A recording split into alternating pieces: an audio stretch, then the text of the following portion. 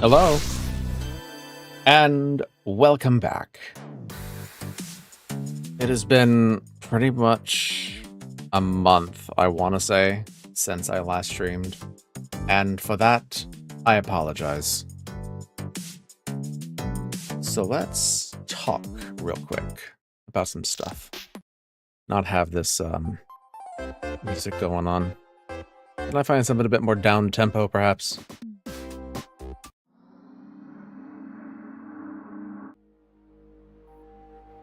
Yeah, that'll work. Okay, so I have been dealing with a bit of a medical situation in my family. Not me. Somebody in my family has been needing assistance after a surgery. So I have been helping them, voice crack, I have been helping them with whatever they need and to help their recovery process however I can. But, however, because of that, I have not been able to stream, and that's pretty much it. I have tried to... my mind wants to say supplicate, but I don't think that's an actual word. But regardless, I have been trying to fill in that hole by making content in the form of shorts. Or at least wanted to, anyway. I tried making a singular guide video for Voices of the Void. And I also made a short to go with it.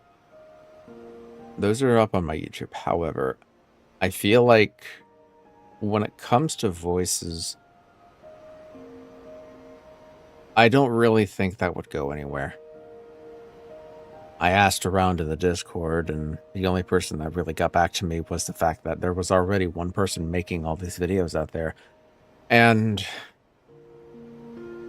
I have to admit, it did kind of take the wind out of my sails a bit. Because it's like, these are people that are absolutely locked into voices, much like I am with Maple. So, whatever. I don't know if I want to make that other video, but I had found some time today where I can come on and I can play this. The DLC to Home Safety Hotline. Seasonal Worker. I have been waiting specifically for December for this exact moment, actually. Well, exact stream. Because why would I play something in September or October that's clearly, winter, December related. So today we're going to fix that. Now, for those who are unaware of Home Safety Hotline, it is a... How do I put it? It is a deduction game that has horror elements, where I am the operator in the Home Safety Hotline, or at least one of them, and we take calls. We hear what the client has to say about what the situation is, and we have to identify whatever the hell is bothering them.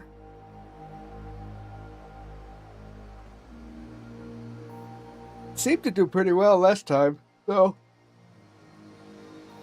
Let's give it another crack.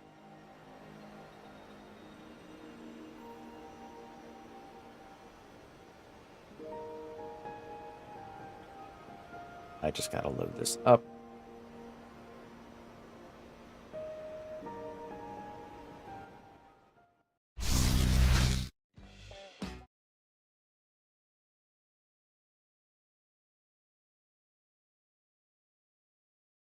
Take in just a second. Okay. The game's up for me. You can hear that. And now the game is up. Wonderful.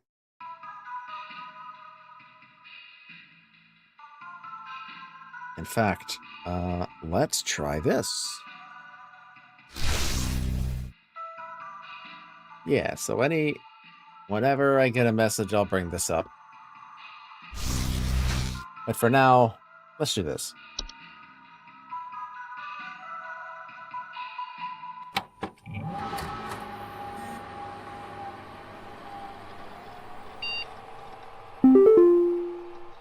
It feels weird to get back into this. Let's see. Mailbox. Right.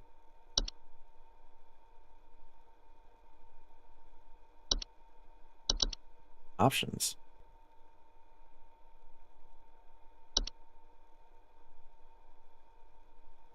Welcome back.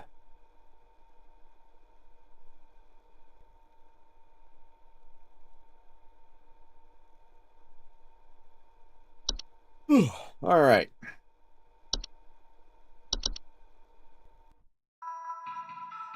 Now we're on here. Proper.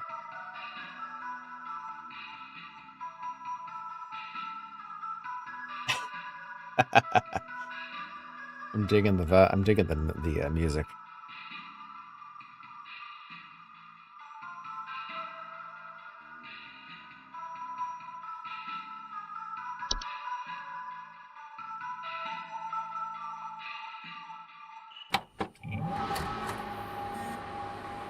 Logging in user Rebecca.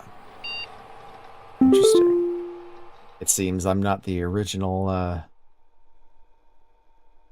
guy. Actually, wait. 12/22/1996. Wondering if I should have waited a bit just to actually play this, but what are you gonna do? I want to see the date real quick.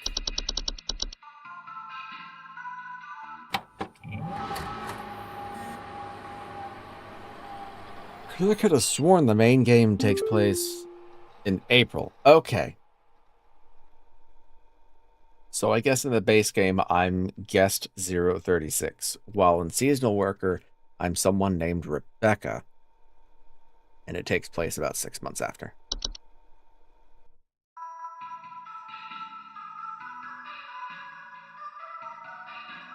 Sorry. About 6.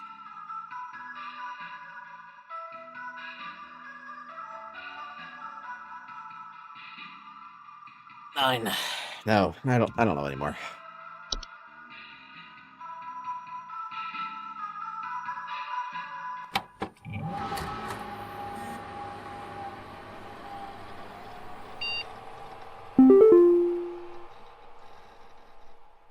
Anything different? Not particularly. Okay. Mailbox. Let's see.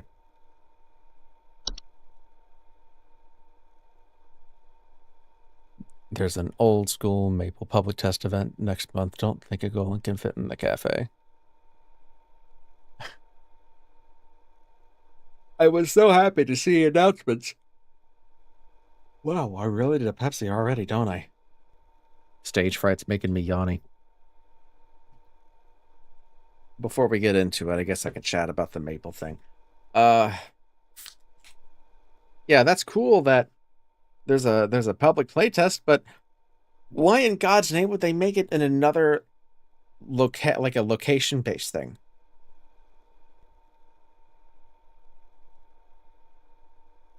Just, I don't know. Make it online. They really want to get numbers. They really want to get results. Do a public playtest that's online and not based on some location that's remote in California. But that's just me. All right. From the HSH Observatory. Why do they have an observatory? But I digress. Daily Twilight Report, December 22nd, 1996. Maybe. Phenomena first sighted in Nunavut at approximately 0400 hours. Estimated proximity is around 300,000 miles or 4,800, or, well,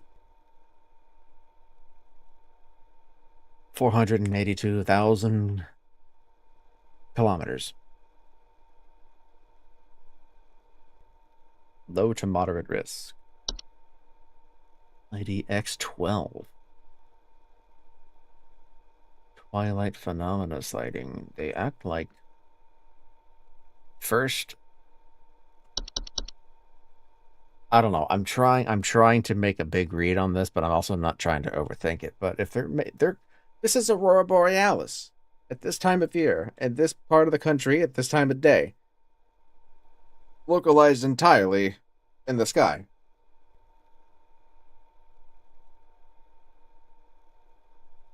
So it sounds like they know something we don't in regards to this.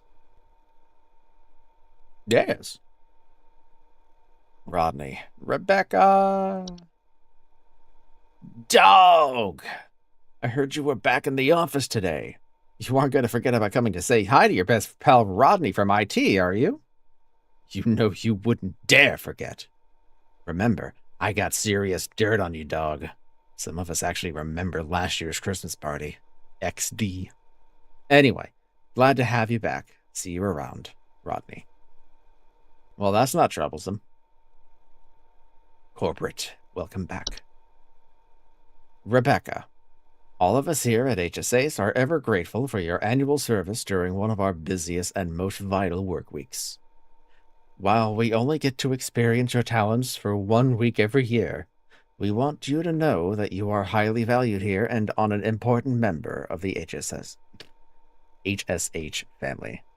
Best of luck this year, Rebecca. We're all counting on you. Best Ace Corporate. Interesting. So Rebecca is someone that only works 1 week out of the whole year. Of the 52 weeks in a year. Why is that? What credentials does Rebecca have to let them be okay with that?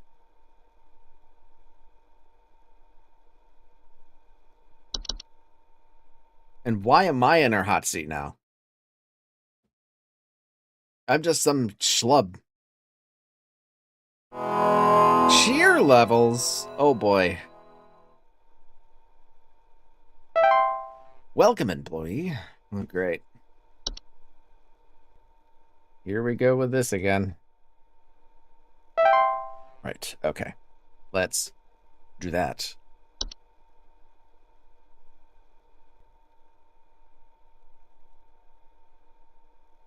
So, it looks like on top of everything else, like bed hag, animations, black mold, it's adding onto it. Okay, for a second, I was thinking that this entire thing was going to be based on like a separate entry list. So now we have to worry about everything else, but who knows? Antler growths. Description. Antler growths are a family of fungi known for growing in tall, antler-like arrangements, most seen growing on decomposing humans or mammals. Sufficiently large growths can often include motor movement in their hosts. So if the antlers get big enough, they can move. Danger. Antler growths are not dangerous on their own, but the movements they induce in their chosen hosts can often result in hazardous behavior towards living creatures in its vicinity, such as clawing, grabbing, or biting. Solution. To prevent antler growths from occurring during decomposition, it is advised to burn the remains of the deceased or otherwise bury the deceased at least 6 feet beneath the soil to ensure maximum safety from potential hazardous behaviors. I almost said hazardous environments. Right, I completely forgot just how messed up this world is. Because living as a human... Actually, no, let's go back. Considering all of these entries, all of these fae, all of these threats to humanity that could clearly destroy them, one has to wonder, how did humanity win out? At the cost of what kind of life do these people must live? I mean, it's like at some point you'll be growing, like you'll be living a life, and then suddenly you'll have these whistling mushrooms in your house and you have to completely ditch it. No going back for anything else because you don't want to hear them harmonize. You know, stuff like that.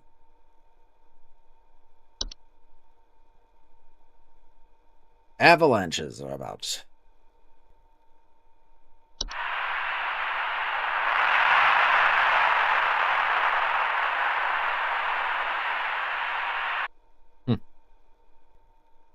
Avalanches are large. Oh my goodness. Okay.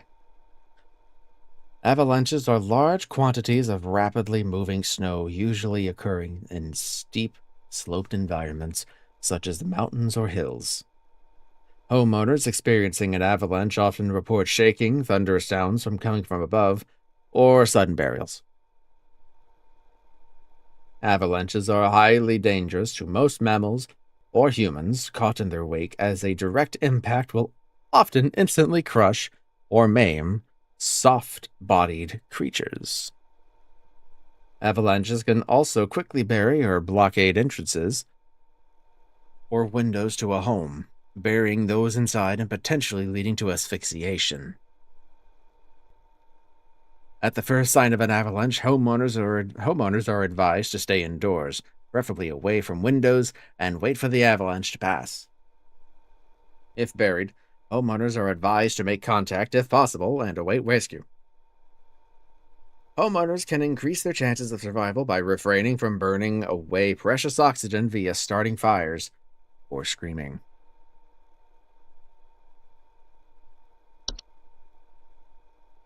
Clutch. Hold on, I gotta yawn. Ugh. Ugh. Clutch are large circular stone formations known to appear around homes during the winter. Also Satori, hello, and Follis, hello. Homeowners with clutch. I don't like the name clock. Or is it? You know, I just realized. So this game is based on Fae, right? From like Celtic. And my ignorant ass might be seeing this word be pronounced clutch, but it may be clock. Just like the Spriggan was spelled Spriggan. I was thinking Spriggan, right? But no, apparently it's Spriggan. So I might not be saying this right. So I'm going to take an assumption and say this is pronounced clock. Cloak? Ugh, whatever. Homeowners with cloak often report clear skies, a feeling of instability, and sinking. Danger. Cloak are highly hazardous to homes and their inhabitants, as the ground in the center of the formation will gradually sink lower until a deep pit is formed, damaging a home's foundation in the process and preventing homeowners from leaving. Interesting. They appear around the house? Solution. Homeowners wishing to prevent damage to their home are advised to seek the aid of the ones conducting the cloak, bringing either them an offer of gold or their firstborn child. If no negotiations are possible, it is advised to vacate the home as soon as possible.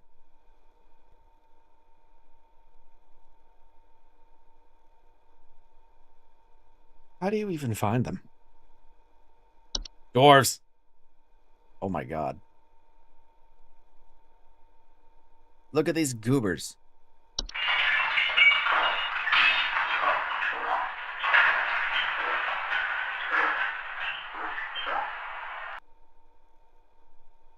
They look like... It's exactly it. It's a duende. Dwarves are small rock-like creatures known for creating and living in underground burrows, sometimes extending their territory into human homes. Homeowners with dwarf infestations often report increased heat in their home, clattering or banging sounds, and finding rubble and holes in basements or cellars. Dwarves are harmless to most mammals, with their diet consisting mostly of insects, soil, and rocks. Dwarves' burrowing activities can often cause foundational problems or structural damage to a home, however. Solution. Dwarves can be dissuaded from tunneling into a home by placing clippings of parasitic plants such as mistletoe or rattles in or around cellars and basements. Active infestations should be handled by the HSH's pest control services.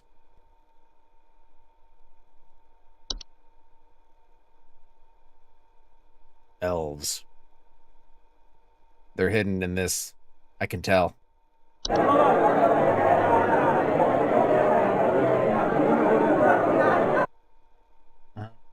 I can't tell because the thing goes a bit dim when I pause it. But I'm pretty sure they're looking out the window. Or looking in. Elves are humanoid creatures with pointed ears that often inhabit large-scale human social gatherings under the guise of being forgotten. Oh. Okay. Under the guise of being forgotten friends, family, or acquaintances. Homeowners who have made direct contact with elves often report headaches, nausea, or lightheadedness. Headness. Lightheadedness. Danger. Elves are known to lower the immune response of humans they come into direct contact with, often leading to the contracting of a variety of illnesses, resulting in long-term hazardous or fatal consequences. To prevent or minimize contact with elves, it is highly advised homeowners do not interact with anyone they do not recognize at social functions, especially those claiming to have a history or personal connection with them. It is also advised to keep social functions to a minimum, or to closely supervise the attending parties to prevent unwanted intrusions.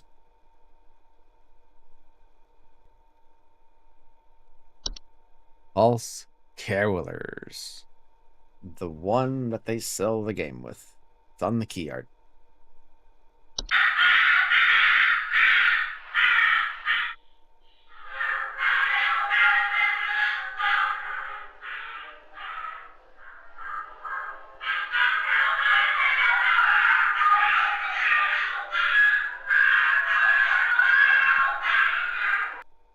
Huh.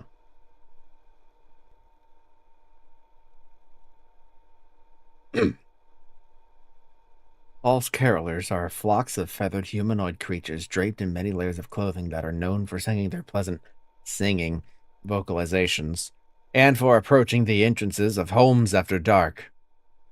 Homeowners afflicted by the false carolers often report sounds of singing, missing neighbors, or large feathers appearing around neighborhood doorsteps. Danger. False carolers pose a very direct threat to humans and animals, as they are known to carry away anything that comes close enough to them, away from their nesting grounds to feed their young. If false carolers are suspected to be present in a neighborhood, all homeowners in the affected area should stay locked inside their homes until sunrise. As long as the chosen feeding grounds remain fruitful, false carolers will return to the same feeding grounds each night. Most false carolers will move on to another territory after a few consecutive nights of unsuccessful hunts. For more persistent infestations, it is highly advised to utilize the pest control services. Forgotten Boggart. Forgotten boggarts are a wild, roaming subspecies of boggart that are untethered from memory. They are known to dwell in uninhabited outdoor locations such as forests or mountains until they find new homes. Cat.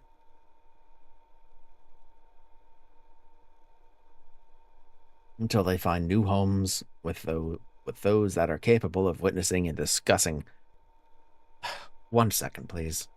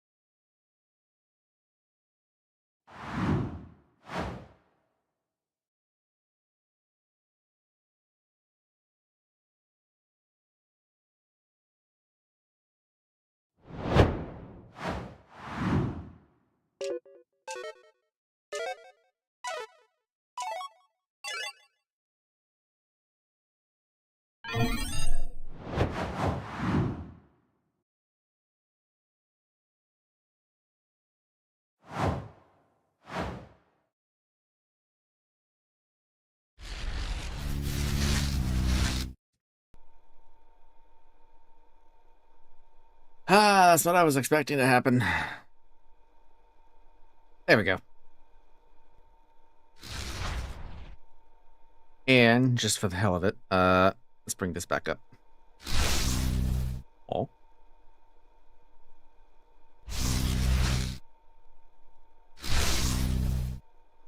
That's interesting. There it is. I don't know why that didn't show up.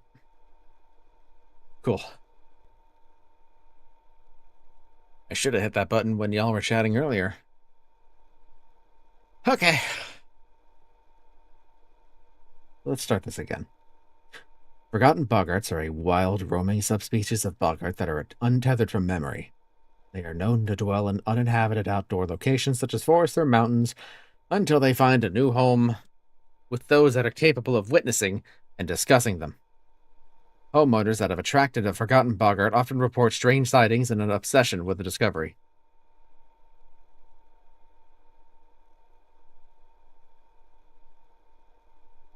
Forgotten boggarts are harmless to those unaware or indifferent to their existence, but are at risk of inhabiting the homes of those with an interest in discovering them and discussing them, thereby increasing the risk of hazardous activities such as flooding, fires, or electric outages.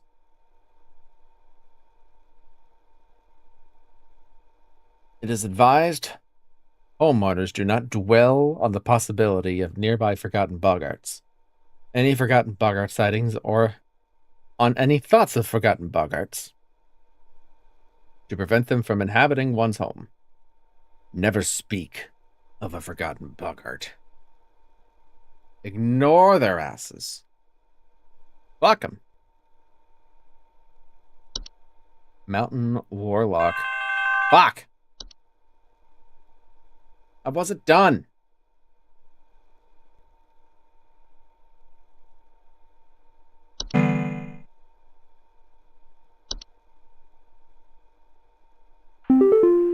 Oh, it's you. It is I, Carol. It is good to have you back in our employ, Rebecca.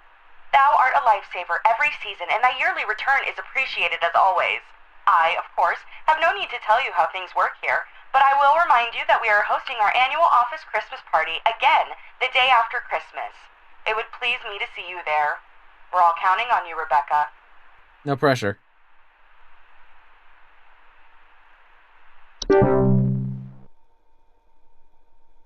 I guess I'm kind of doing a bit of a cheat where I'm just maximizing my time before a call comes in with a pause. But that's how I like it. I like to study. Mountain Warlock. Let's see.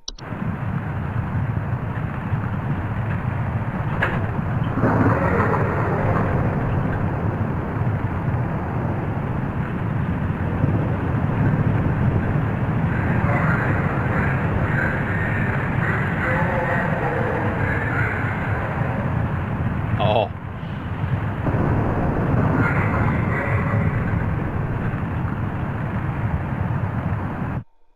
Interesting.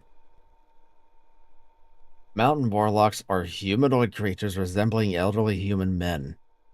They are known to lie dormant in their high elevation domains until the winter solstice. Upon waking, their thunderous vocalizations can be heard for miles around.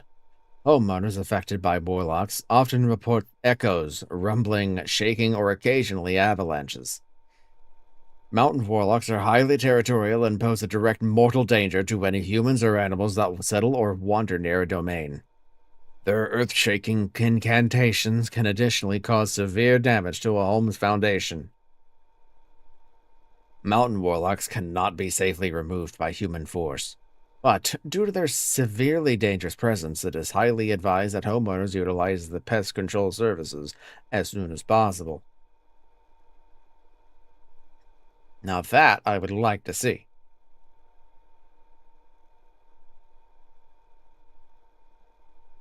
See, if they go back to the old ones, I'm kind of screwed when it comes to like, hey, I'm calling you. I just saw Santa and now I have these teeth in my bed. Like, yeah, bed teeth. I don't know. Hopefully all of these hopefully this DLC will just strictly stick to the new ones, because I really don't want to have to deal with the old ones. Pest control for an old man. Do they like get up there with a spray bottle or try to send him away like a stray cat? I'm thinking it might be like some kind of SCP kind of deal. But at the same time, with the HSH having connections to Fae and, fairies and shit, I don't know, maybe it's like Shadow Wizard Money Gang or something. I don't know. Shadow Wizard Squad. Which makes me want to see something like that more, but, Okay. Pine sprites. Oh, these look weird.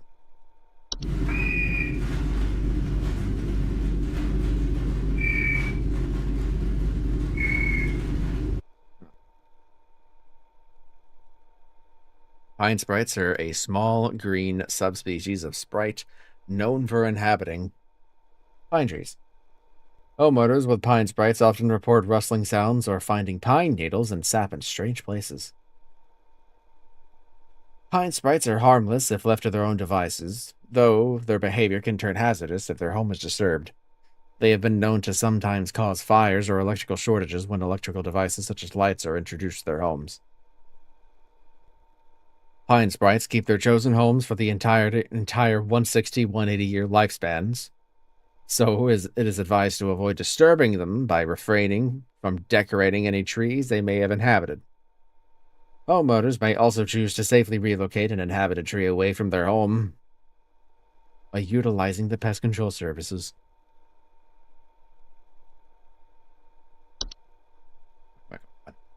Oh man, look at this shit. Red nose is a seasonal illness characterized by the primary symptom of a red berry-like growth emerging from the mammalian proboscis.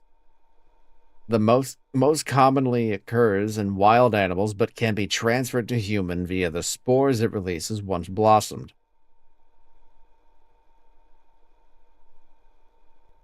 Red nose, while painful during the growth stage, is generally harmless to humans and animals alike with proper nesting and care. Red nose will go away on its own after it has blossomed. To prevent red nose from spreading, it is advised to quarantine until the affected individual until blossoming has passed. Sinking foundation. You get all these freaks and weirdos, and then you get sinking foundation. Like, this is a real deal fucking thing. Sinking foundations are structural problems in a home's foundation. If you need foundation repair, with a wide variety of causes that can lead to homes becoming damaged over time or eventually sinking and collapsing entirely.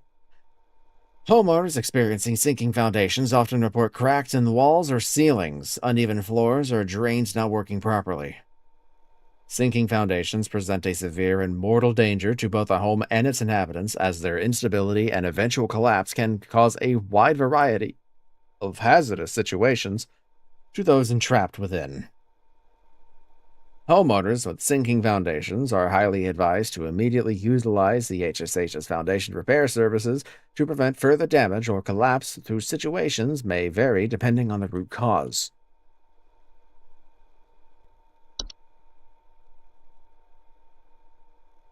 Snow golems. Imagine opening your door to see these guys.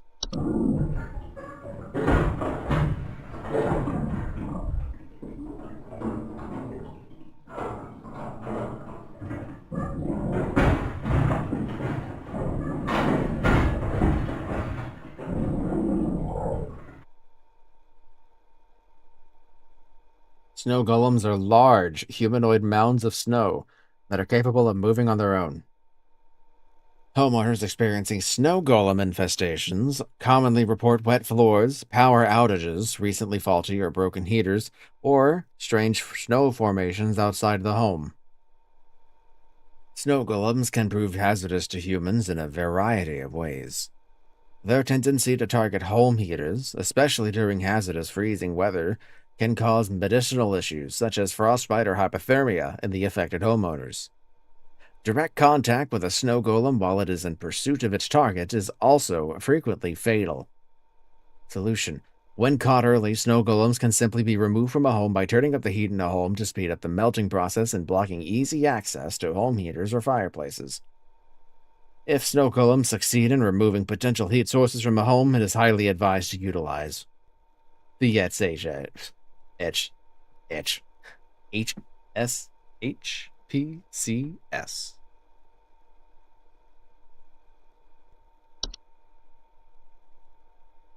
Sugar wisps. Sugar wisps are an invisible subspecies of wisps known for its sweet plum-like aroma and its ability to influence the dreams and appetites of humans. Sugar plum fairy, I guess. Homeowners afflicted by sugar wisps often report an intense craving for sweets, dreams of dancing orbs, and malnourishment. Hold on. Hold on.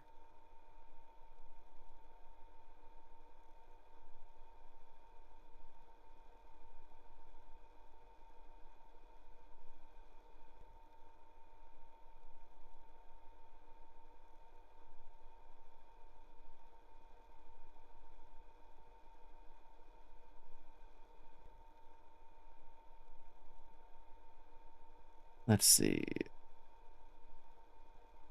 The children were nestled all snug in their beds while visions of sugar plums danced in their heads. I think that might be the impetus of a sugar wisp.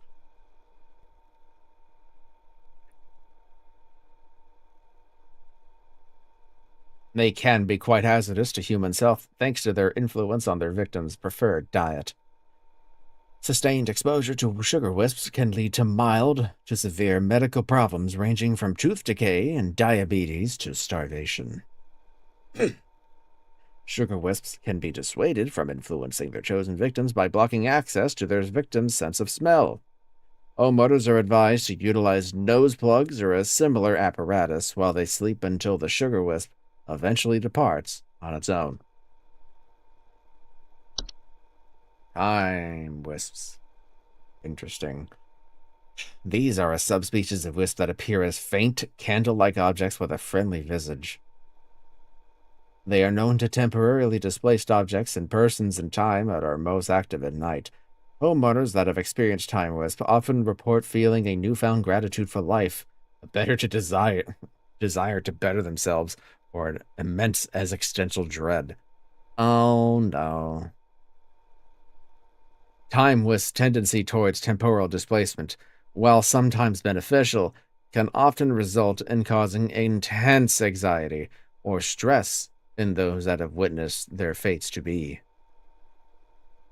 Time wisp will pass through on their own in the course of a single night, and no further action is required.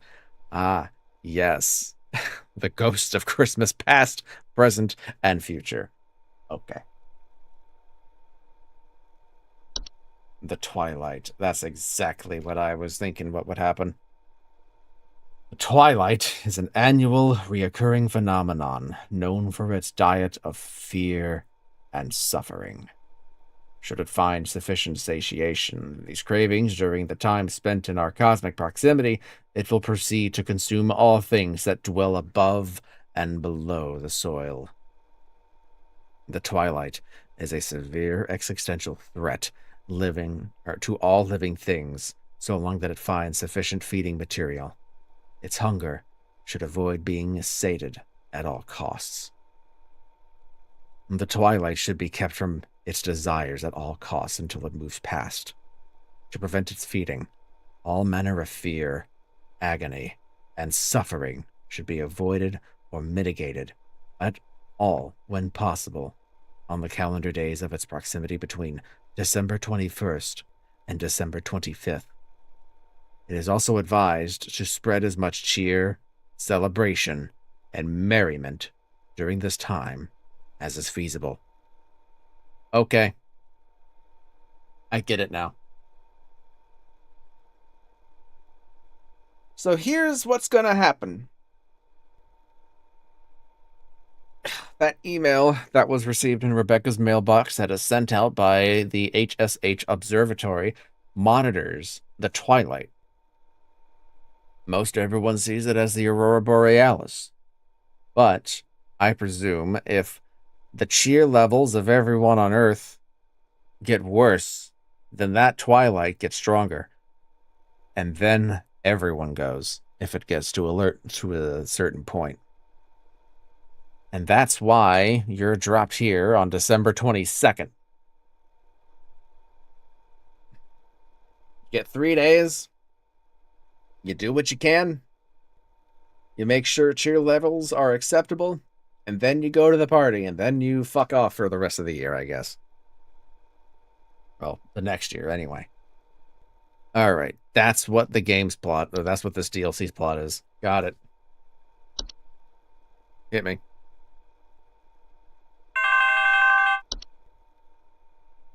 Can you send over an electrician? Our lights keep flickering off, and we're trying to get our Christmas tree ready for when our folks arrive.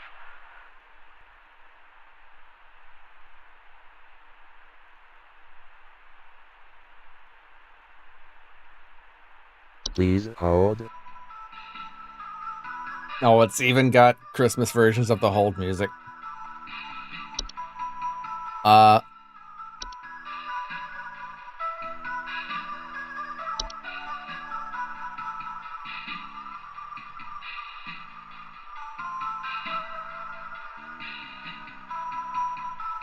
I'm gonna say it's a pine sprite. I need to remember. I don't have to go to the page.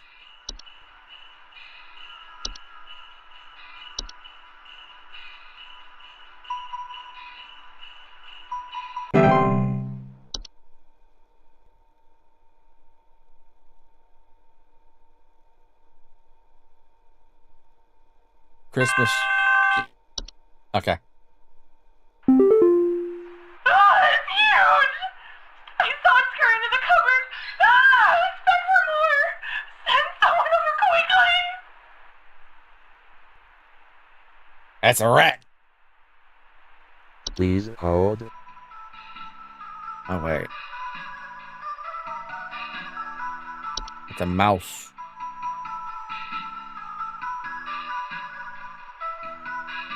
I'm just gonna say it's a mouse because there's not really much else to really say. It's huge! It's huge! I saw it scurry into the cupboard. Expect for more! Send someone over quickly! Yeah, like, it doesn't sound like a troll or anything. And that's unfortunate because I was hoping it would just be the new ones.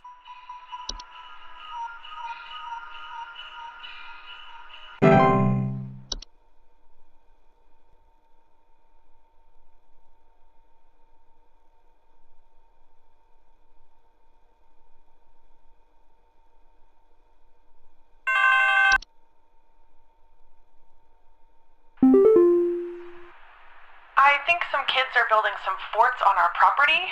I'm looking at a bunch of big tall mounds outside our house, just coming from about every angle. I need someone to come and take these down for me. I'd do it myself, but I'm currently recovering from a back injury after slipping on something wet in my living room this morning. Please That hold. is why we study.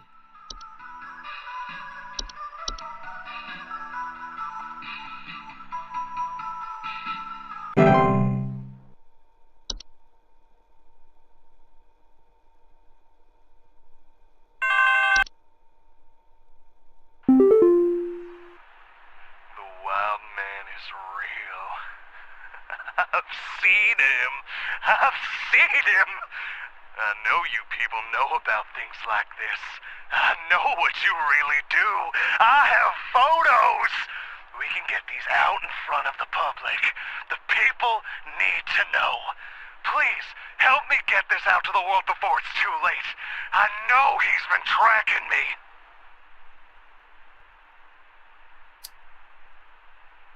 Please hold. I was thinking this was gonna be one of those prank callers that gets taken care of. Shit. Wild man is real. I've seen him. I know I've seen him. I know you people know about it.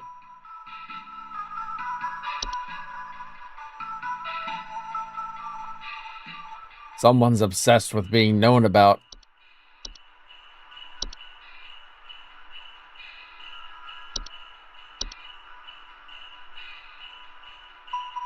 The wild man in the forest.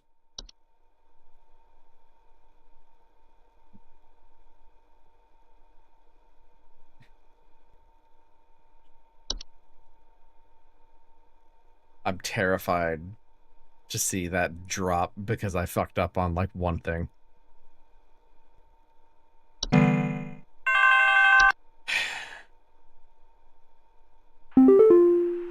Carl. Please help. Uh-huh. Can't move. Avalanche. Weak. Need more. No? Need more.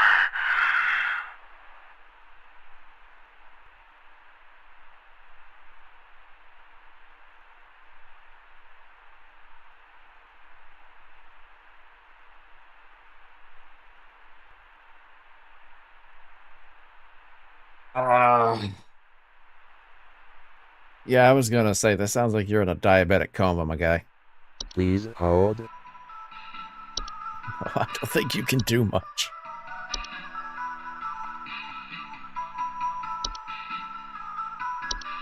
Let's just verify real quick. Malnourishment. Craving.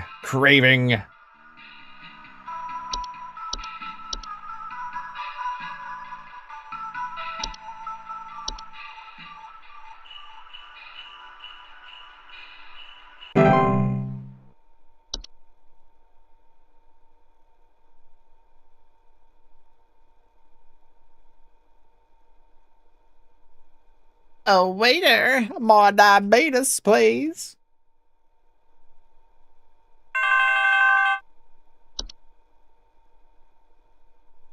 Yeah.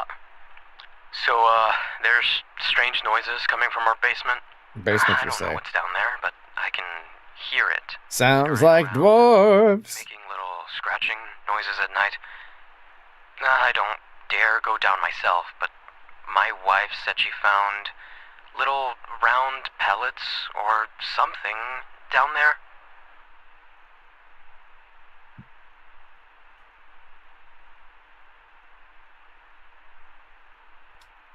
Scurrying, scratching noises at night. Please hold. Well, hold on.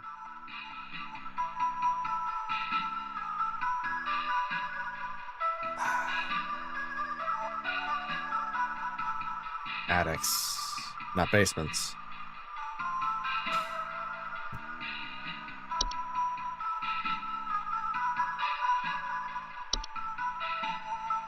But they're in the basement. Rubble and holes or basements. Rubble or holes in basements or cellars. So it probably is a dwarf. Also, what the hell? It's just a rock with legs.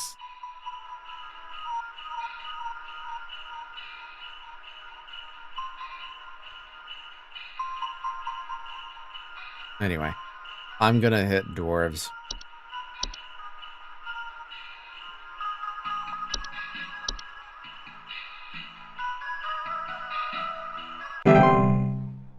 Oh. That was an immediate fail. Okay. I was on the right track up until that point. That sucks. So what the hell was it?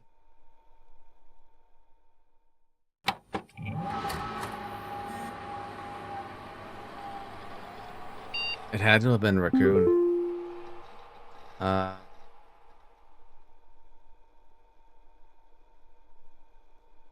Should I do it again? Or just keep going?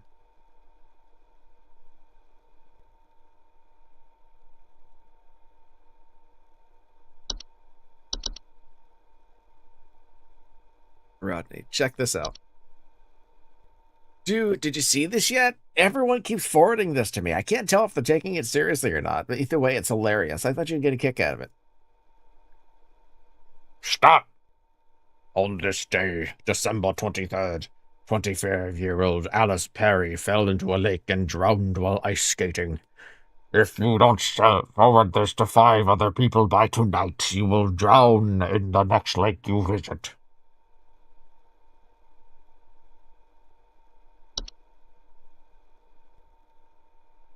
Daylight Twilight Report, 12:23. Phenomena sighting in Manitoba at approximately 1200 hours.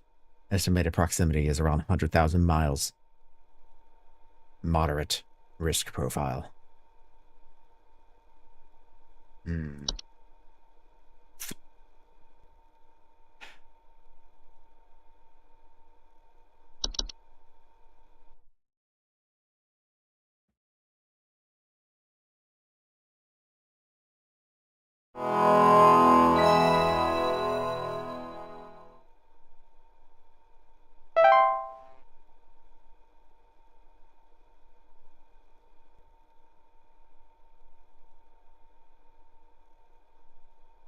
What time is it? I should have like a permanent clock, but I don't.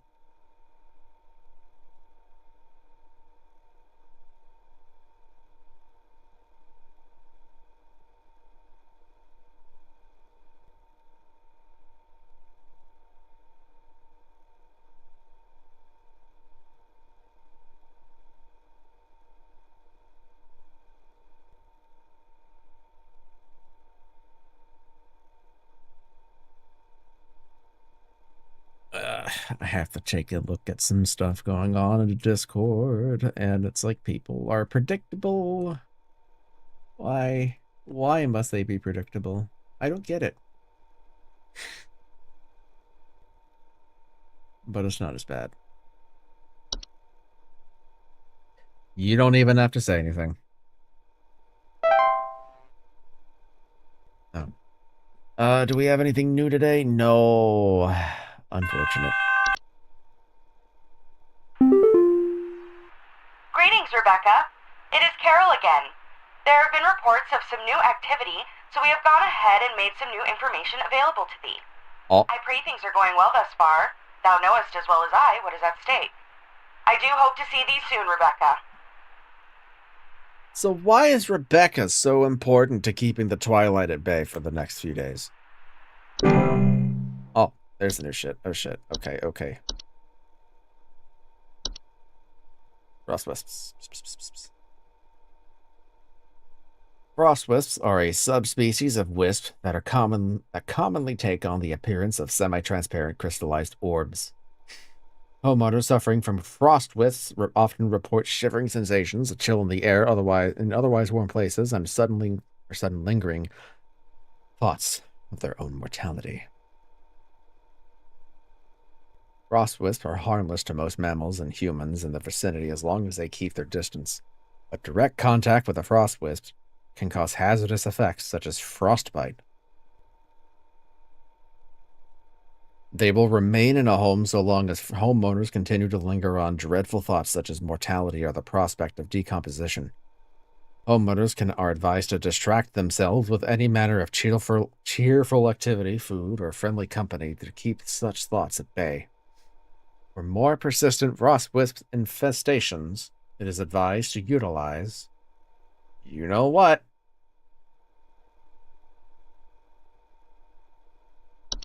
Hans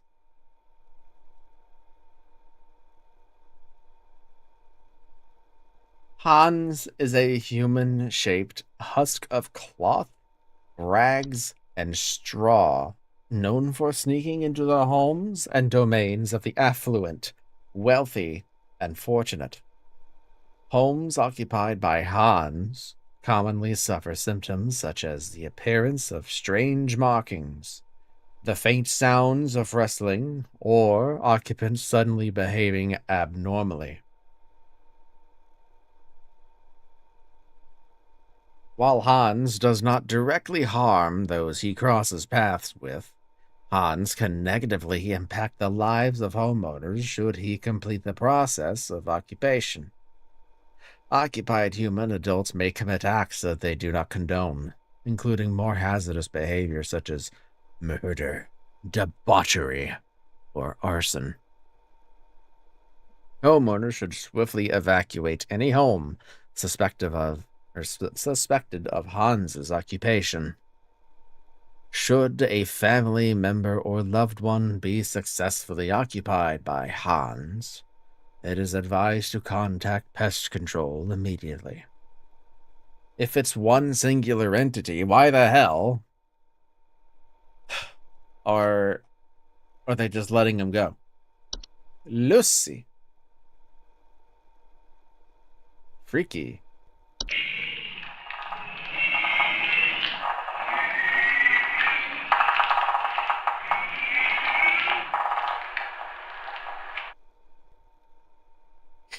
Lucy is a semi-solid humanoid creature vaguely resembling a pale human woman known for slipping inside homes during hailstorms. Homeowners often report a slimy, semi-transparent substance near openings such as doors, windows, air ducts, or chimneys.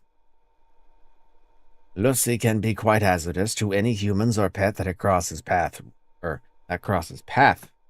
as Lucy is known to steal the warmth of warm-blooded mammals, often leaving behind their crumbled, frozen remains.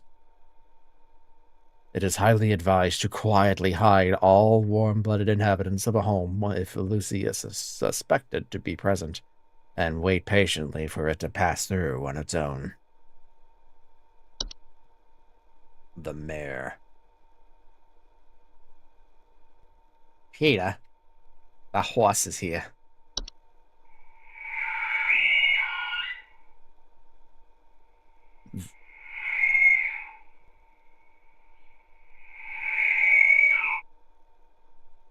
The mare is a skeletal horse-like humanoid draped in a variety of tinsels and fabrics.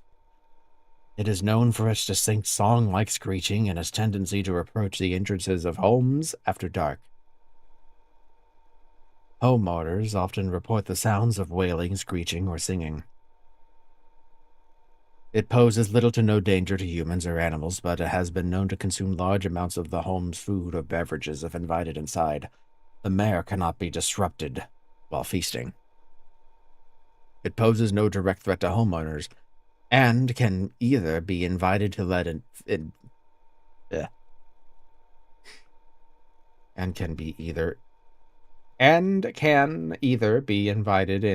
feast until it is contented, at which point it'll leave on its own.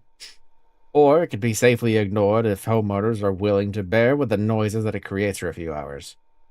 The use of earplugs or soundproof materials can assist homeowners who do not wish to invite the mare into its home.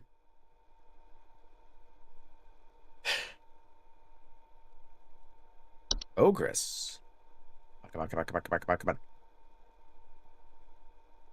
AxeChrises are large, 8 to 10 foot cave-dwelling creatures, typically only active at night or at high elevations during the winter.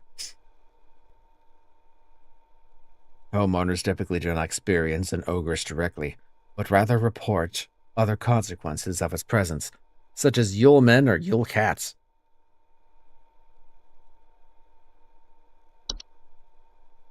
Interesting.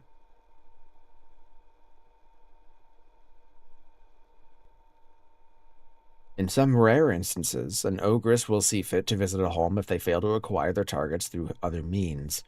Due to their size, their subsequent entrance into a home can prove catastrophic to a home's roofing, foundation, or its inhabitants. To prevent an ogress from entering one's home, it is highly advised to avoid escalating their activities by allowing Yulemen's access to a home. Homeowners that wish to avoid the attention of an ogress in the first place can reinforce and advise benevolent behavior in their children. Huh. Interesting how they link yeomen to ogresses. Which makes me wonder if there's going to be some kind of call that would make the player think that they have to choose between an ogress and a Yule man.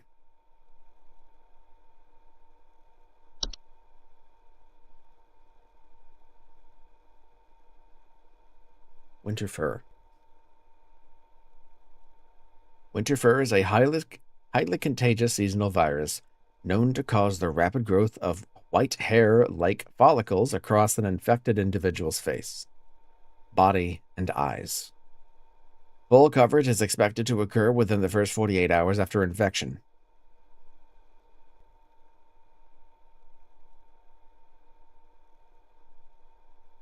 It is most commonly found in mammals and is contracted through direct contact with the infected. Subsequent blindness caused by winter fur can create more hazardous conditions and reduce quality of life for those infected. What, does it grow on your eyes? Yes.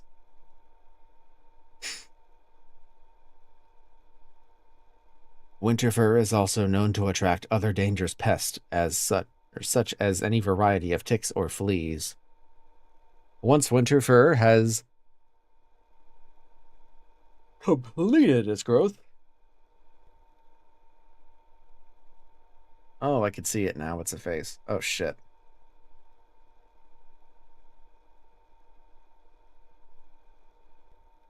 It can be mitigated using any variety of traditional shaving equipment, such as razors, to reduce the chance of attracting ticks or fleas. The infected individual should be quarantined from the other parties indefinitely to avoid spreading the virus further.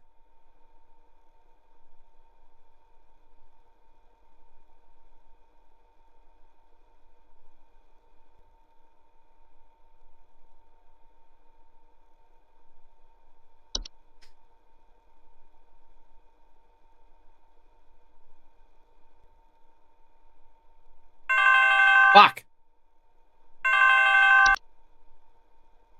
I guess so. I need someone to come fix our windows. I fear there's a terrible draft coming in, and I wouldn't want anyone at my second family gathering to catch a cold. I'm hosting at least 20 additional family members, and I need this place locked tight for their sakes. I've already caught something dreadful during our last hosted function, and I don't intend for it to happen again. Sounds like elves. Sounds like elves. Please hold. You know, I wonder if there's a chance, like, if there's a possibility that I can just read the rest of these with a call, like the call hold happening. If not, then I can just reset the week. So.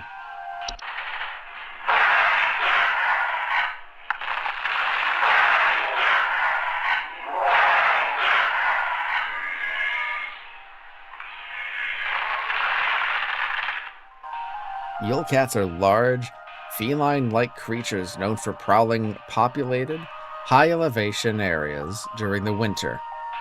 They feed primarily on various textiles and fabrics. Homeowners experiencing Yule cats often report sounds of hissing, growling, large paw prints in the snow, and missing clothes or neighbors. Yule cats' diets of fabrics can prove quite hazardous to clothed homeowners if caught in their path. And due to their size and speed, most human adults and children will not survive these sorts of encounters.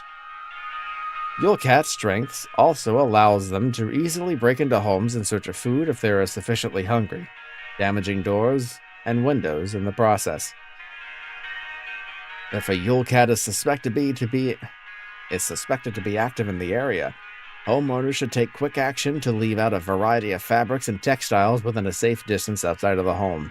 It is advised to deliver these fabrics completely unclothed. Yule goat. Yule goats are goat-shaped apparitions that can sometimes occur in a home during the winter. Homeowners experiencing Yule goats often report strange coincidences, citing shapes of goats throughout the house and imagined sounds of bleeding.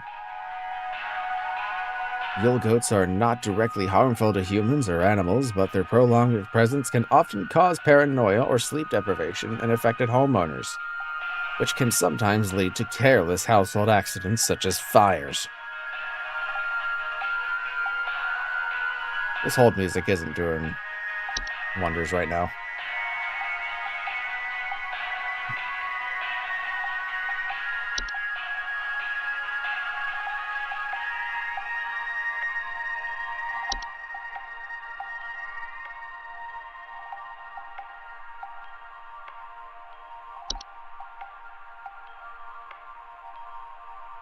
As soon as a Yule goat is suspected to be present in a household, a humble offering of wheat or straw can be made in appeasement.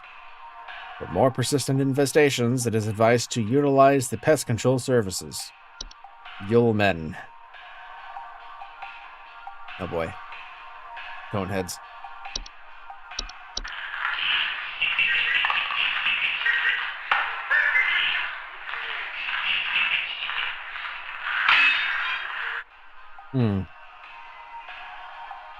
Yule men are a subspecies of gnome that appear as small, hairy humanoids with pointed craniums that are often seen traveling in packs of 13 or more. Homeowners infested with Yule men often report broken windows, stolen food, sounds of clattering or giggling, and, more rarely, missing pets or children. Yule men are harmless to human adults, but can be a safety hazard for household pets that are small enough to eat, and human children who have attracted the attention of an ogress. Yulemen will typically leave a home on their own once satisfied with their taking. To prevent Yulemen from entering one's home, homeowners may board up windows and close off sufficiently large openings such as chimneys, but in most circumstances, this is highly inadvisable.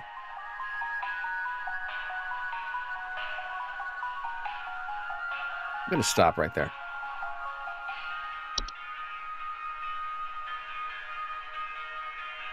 Sufficiently large openings, such as chimneys, but in most circumstances, this is highly inadvisable. Closing off chimneys is an inadvisable move, you say? I think they're leading something up to Santa. Anyway, I'm gonna say this is elves. Let me verify that that's exactly what I'm looking for. Yeah.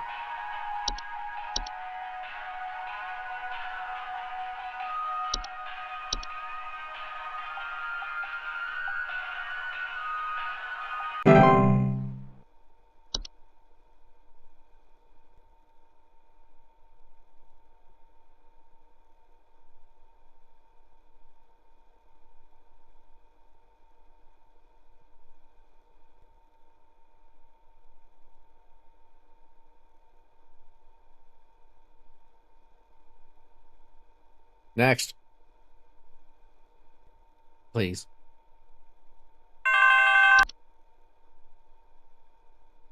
This packet you sent doesn't make any sense, and there is still something in our basement. I'm calling Papa Paul's pest control from now on. Ugh.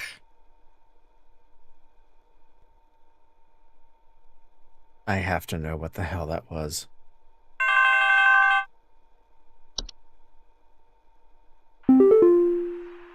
Oh, God, I'm dead! I'm dead and I'm only 33. Time West. Please say I can change this. Please say I can change it! Please hold.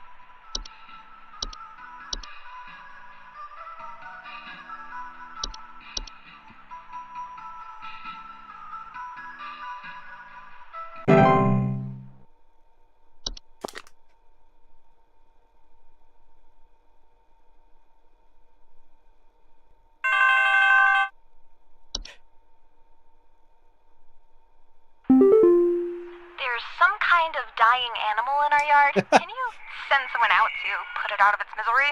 It's been screaming like hell for the past hour, and I'm far too squeamish to go look at it or touch it myself. My son is only 10 years old, and he's very worried about the poor thing, so please hurry.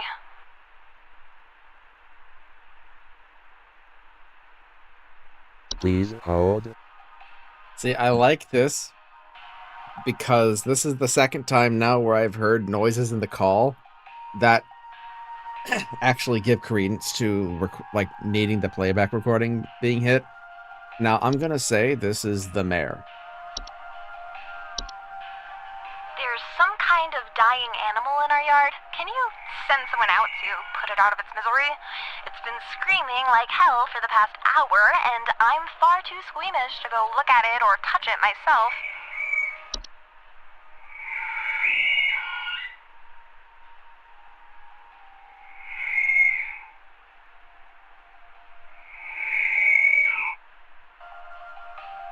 Yep.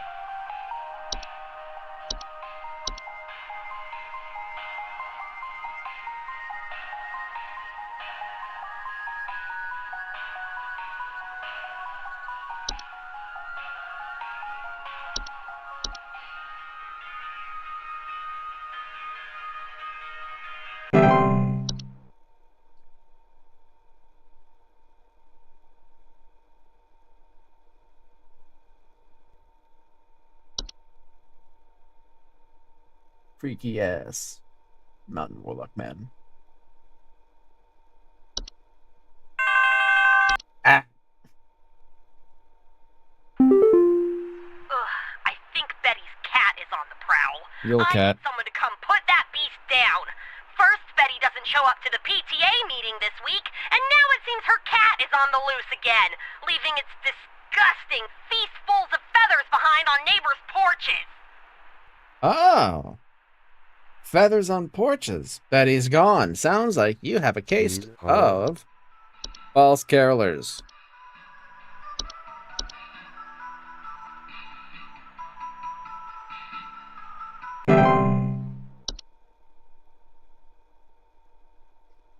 Also, fuck off.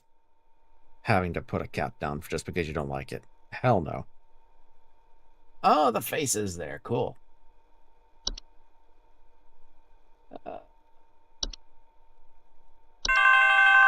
Blah, blah, blah. I think there's some kind of mold problem in our house. I keep finding this nasty kind of thick slime Lucy. residue near the air vent, and I think it's scaring the pets. Our poor cat hasn't wanted to come back inside yet, so I need this fixed as soon as possible.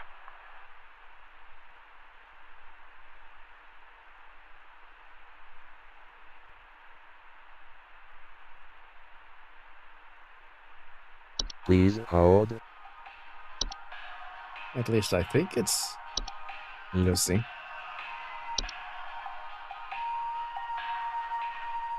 Air ducts.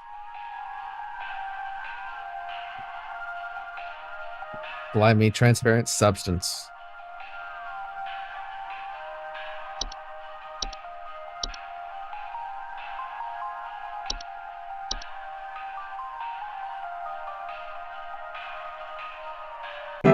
Yeah.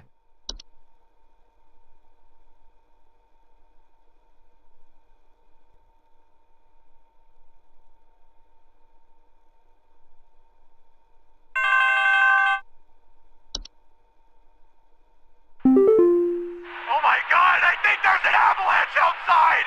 Our home is right below the mountain! Please send someone over before it's too late!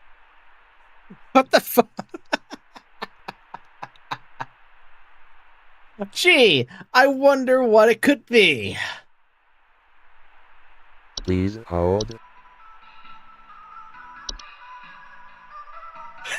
Oh my god, I think there's an avalanche outside! Our home is right below the mountain! Please send someone over before it's too late! I think I can take my time on this one, guys.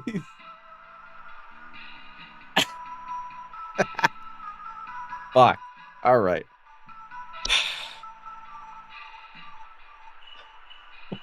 What?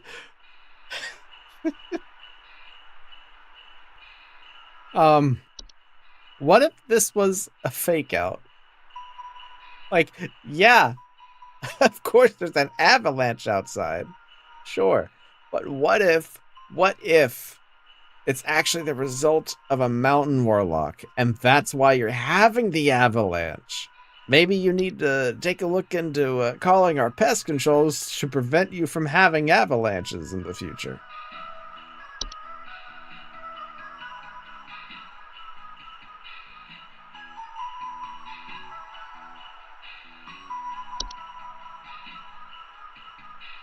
You just want to hear it again, don't you?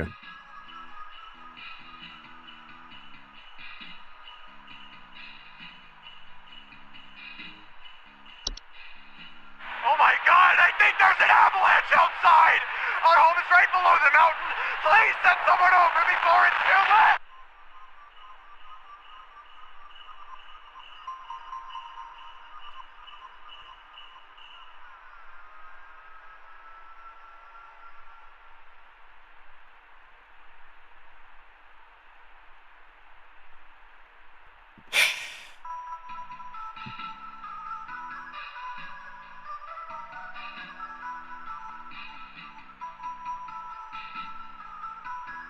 I think I'm overthinking it.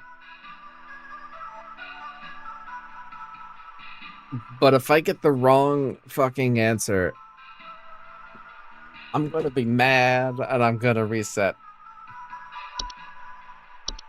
Like, a fucking course it's gotta be avalanche. Yeah. That was absolutely a freebie. There's no fucking way.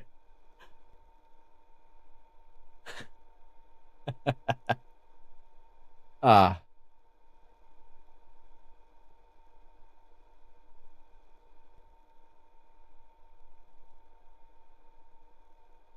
Next. Please. The doctors told me to call here. Yeah? I think I caught some kind of dog disease. My neighbor's Red fright nose. dog sneezed on me or something, and now it's growing on me. I can feel it underneath my skin, this horrid little bump forming. It's hurting very badly. Please, can you tell me what to do? You Please just might hold. have a thing called red nose. And I guess it really sucks. But I'm not the one that has it. If I can fucking find it on the list.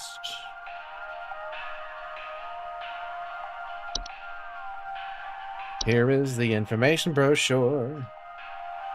Being sent to your house now. Have fun with all that nonsense. I'm just gonna sit here.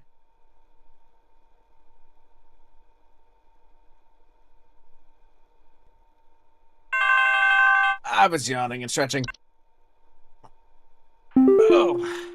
Someone is coming into my home. Your security cameras broke on me, so I can't see who it is. I can hear their shoes squeaking or something in the footage when they came in to steal my Santa outfit. Do you have some kind of policy compensating your customers for selling them faulty equipment? Squeaking and stealing a Santa outfit. I mean, hey. I would say that sounds like elves.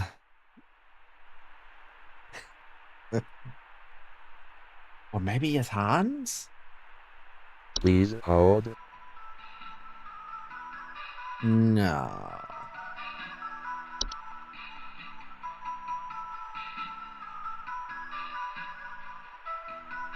It's not the Yeoman.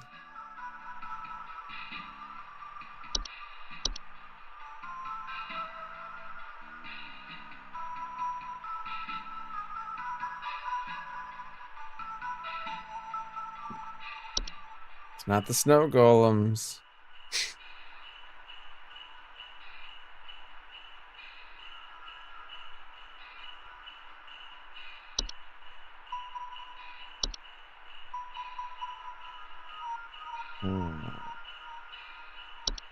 What does Hans do again? Remind me. Strange markings, the sounds of faint rustling, or occupants suddenly behaving abnormally.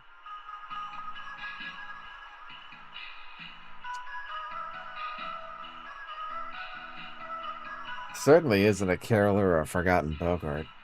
They're small little things stealing or that have squeaking.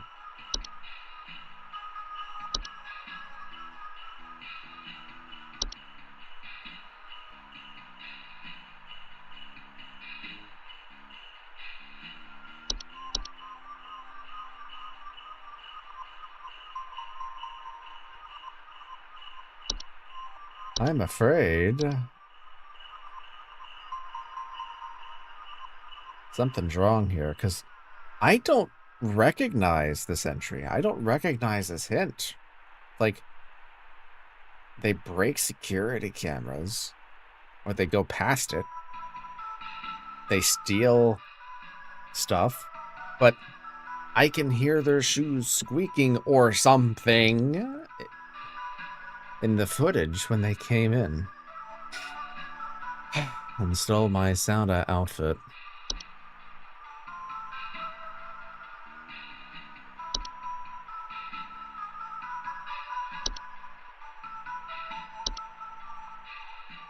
But the yeomen don't squeak.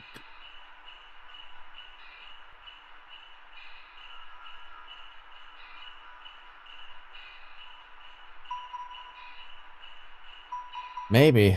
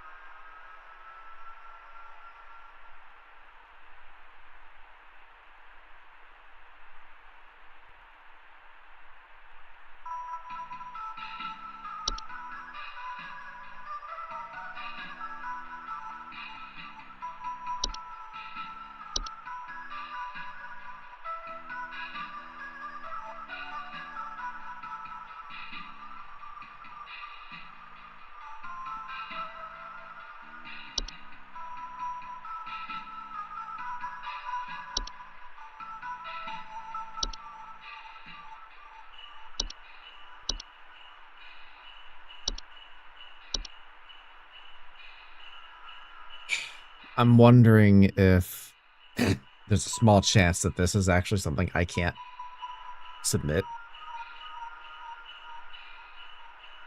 Like, this is supposed to be in the next set of stuff.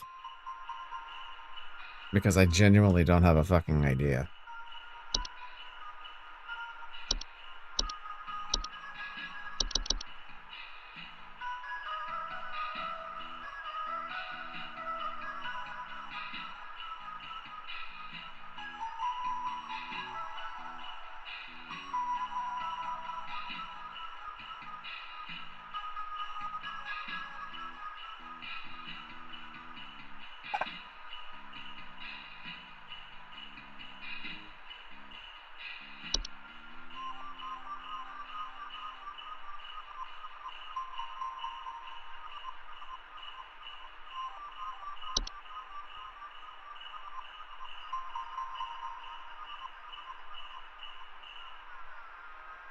That really, really gets me. Like, I actually have no idea.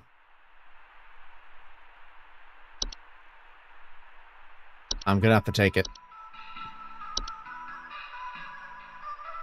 Like, I don't wanna pull up the wiki on my phone either, because I feel like that would kind of just do me a disservice.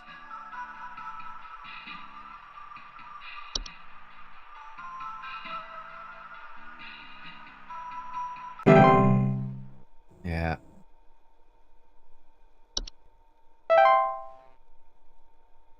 That's the second time that's happened. It's the last call. And then it's something that doesn't make sense.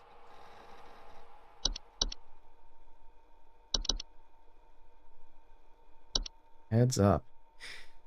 I don't know if you've heard already, but the pest control department has been panicking and sending out vans all morning. I think something big might be going down. I know you have a lot on your plate already, so I figured I'd give you a heads up. Also, happy Christmas Eve. I know you've been good this year, winky face. Yeah. Phenomena sighted across North Dakota at approximately 0200 hours. Estimated proximity is around 50,000 miles, with an active feeding range. Moderate to high. Shear levels should be closely monitored.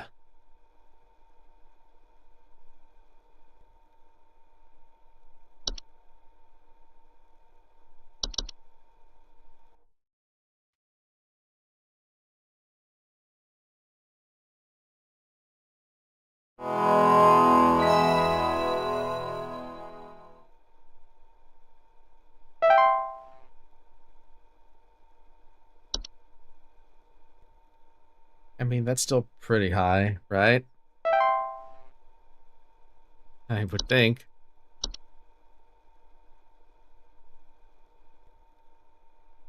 Maybe.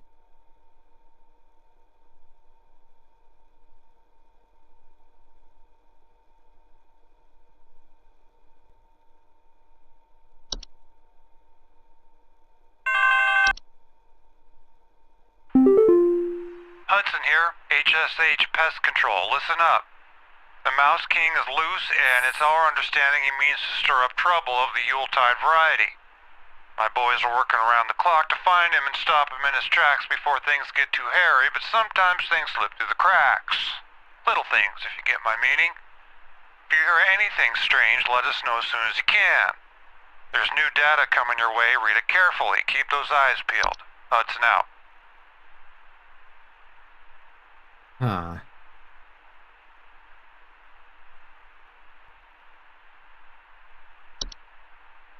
Those look like letters in his eyes. What's up with that? Or maybe it's just a unfortunate side effect of the artifacting. Alright. I kind of want some silence to read this, so I'm just going to do the old way. Now that is an illustration. Belsnickel is a human-shaped, pine-based life form that is known to visit on winter nights adorned in animal furs and has a wooden mask bearing a friendly visage. Homeowners experiencing a Belsnickel often report break-ins, finding berries, sap, pine needles, or scratch marks on the floor, or dead pets. Belsnickels do not pose any mortal harm to humans they encounter, but they are known to occasionally lash out at those they perceive as wrongdoers. Their presence can be highly hazardous to any furry mammals or pets in the house, should they require more pelts. The berries they occasionally leave behind are both safe to eat and delicious. Belsnickels will usually pass through a home and move on to the others by the end of a single night. Multiple visits to a single home are rare, but more persistent visitations may be a sign of troublesome moral activities occurring inside the home.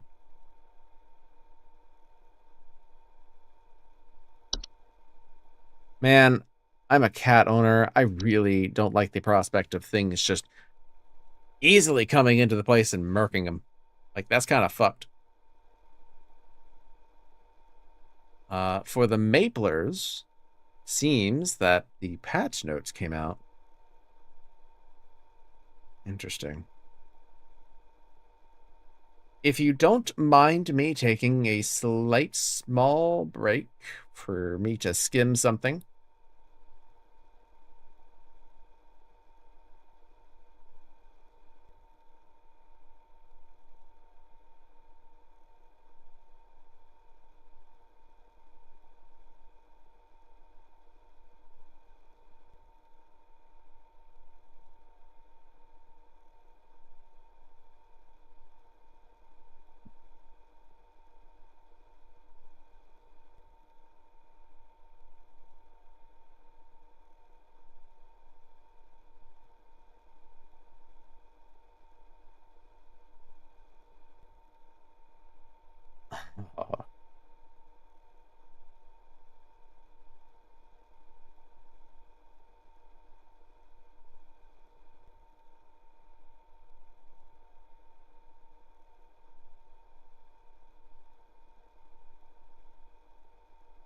Oh my god, they gave Roto multiple illustrations. Holy shit. Oh, that's awesome. They actually gave my boy some new art. I wonder if he's excited about it. Don't count on it. Damn. Oh my goodness. I have been waiting so many years to see actual art of this particular character that's not just the single basic thing. I apologize for going on about it. It's just so cute.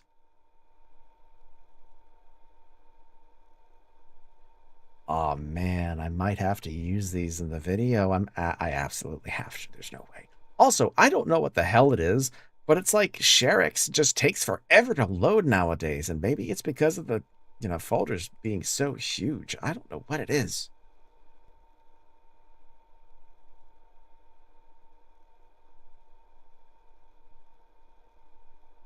And it's like a little RPG. Oh my god.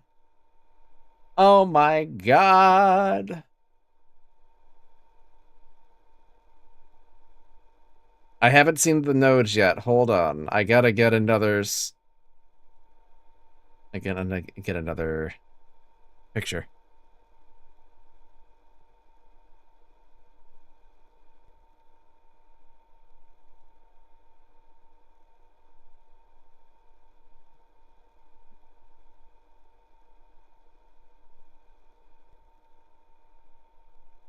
All right.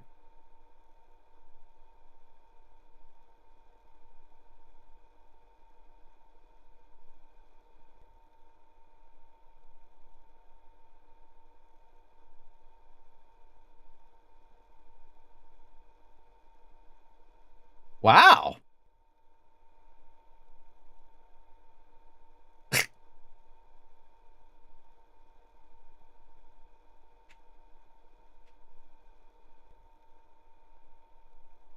Every 60 seconds increases experience obtained by 30. Increases item drop rate by 10 for 20 seconds. I mean, I guess it's fine. Sure. Good for drop kind of stuff.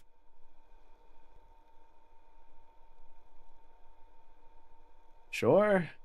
All right, hold on. Mystical familiar... Actually, fuck it. I will just live stream my reaction by doing this. Wait, shit. I need to make sure that it's actually showing up. It is showing up, right? Yeah. Okay, cool. Let's see.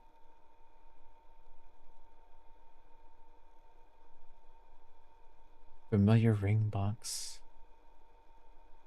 Interesting. Temporarily summons Roto to attack nearby enemies with a powerful electric field? Excuse you?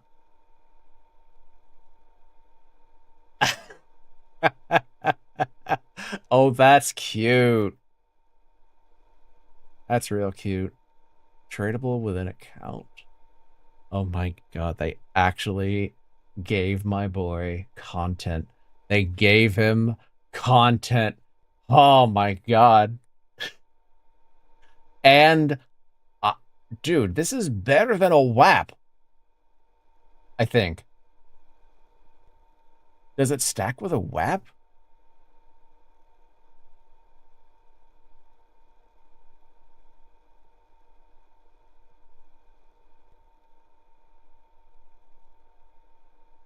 Where's that thing I can't say?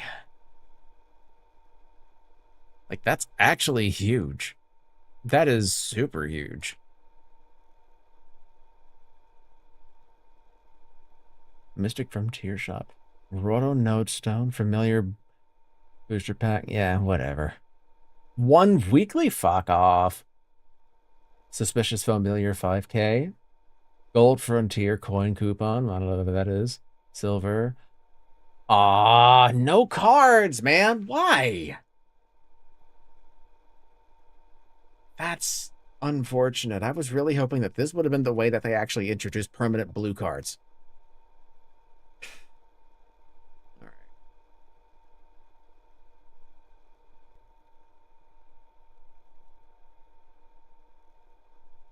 And I have to do what? At least once in each difficult? There's no way. Ain't no way. Ain't no way.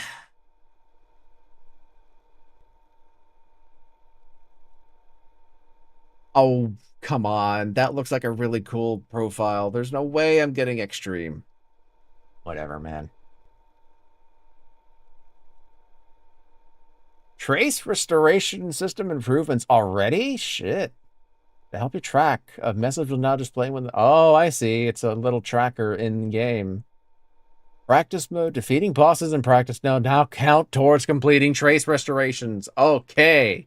I can do that whenever then. And then I can just completely nuke the rest, like the normal ones. Awesome.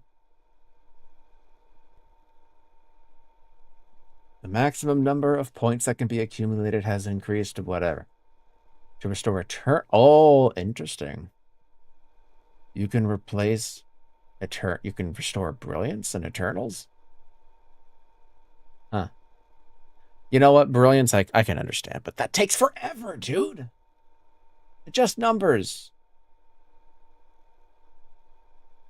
You'd be better off getting replacement Brilliant from drops at that point. Challenger Leap gauge points will transfer. Did they announce a date? Use all button hasn't been added to the UI that appears when opening. Okay, that's cool. But there's not... Oh, no. Oh, no. That's gonna be a bad thing.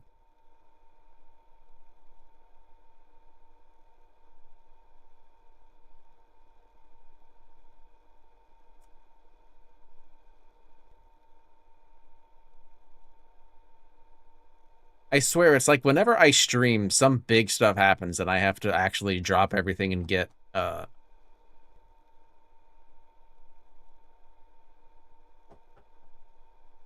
feedback. That's the word. I'm smart.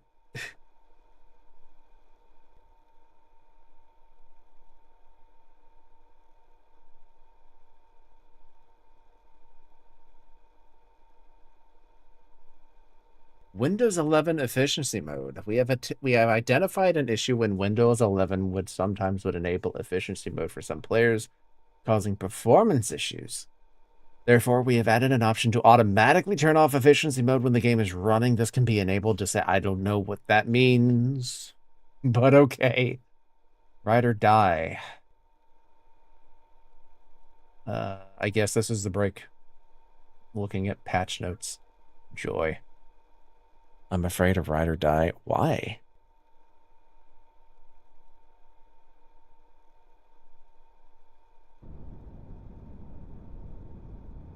Yo, I'm starting to hear some noise from the living room, and I shouldn't be because it's way too damn loud. Hold on, Satori. I haven't even gotten to that. Give me a sec. Okay.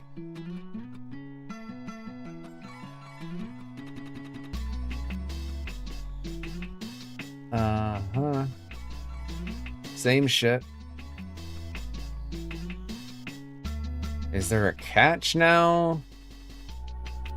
Grindstone. Okay, I want to know what the hell they mean by grindstone. I knew it. I fucking knew that was gonna be the catch. That's gonna be making everyone pissed off. Can be used to enhance rings obtained from LeBasia in books. I was thinking this was gonna be like a standard issue grindstone. And the Chains of Resentment are interactive only again.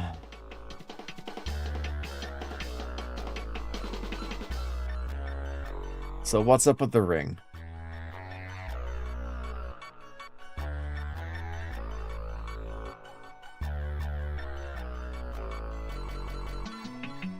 So LeBay's prototype rings.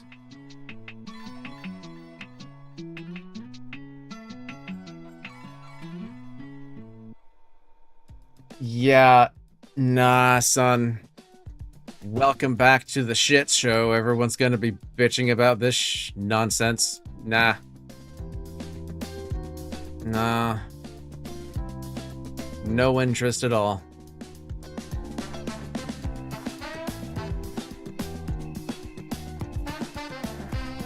I might actually just skip out on this.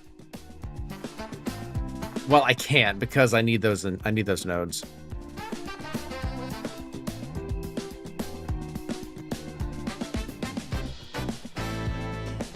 Certainly really don't want to. But I mean, how could I say no to 40% boss damage?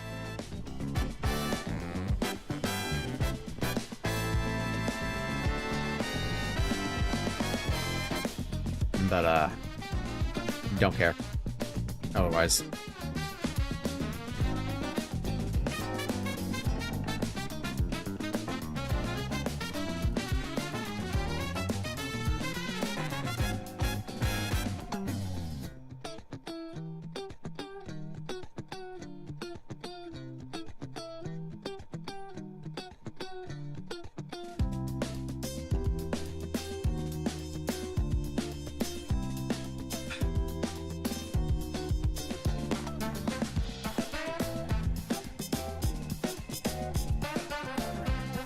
I see that.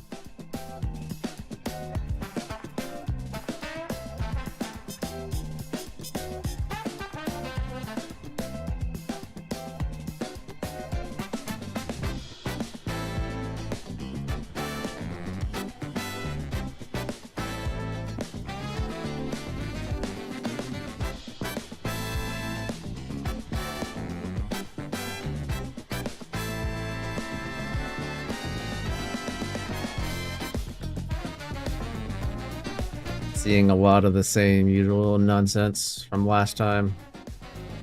I think did they announce World Leap? Awesome. December 17th. Okay. So, Satori, it seems once we're both lived and we feel pretty good, we can just say screw it. We're out. Cool. Cool.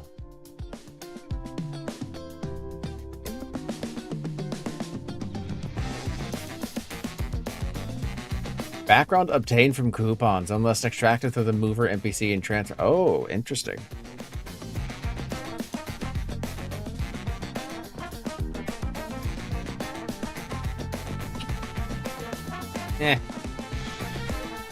I think I'm happy with it being at 275 personally.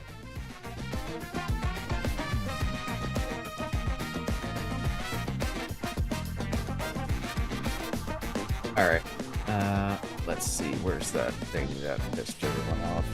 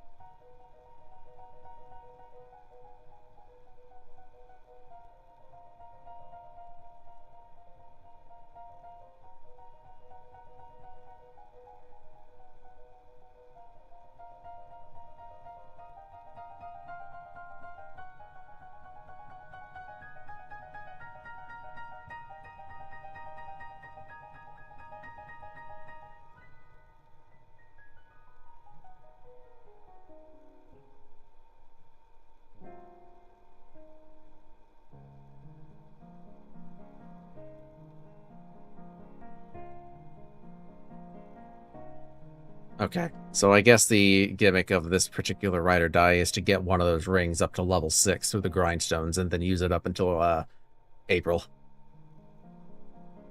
I guess it's a decent enough preview of getting a Cont 4, Cont 5, or Cont 5 and 6, but...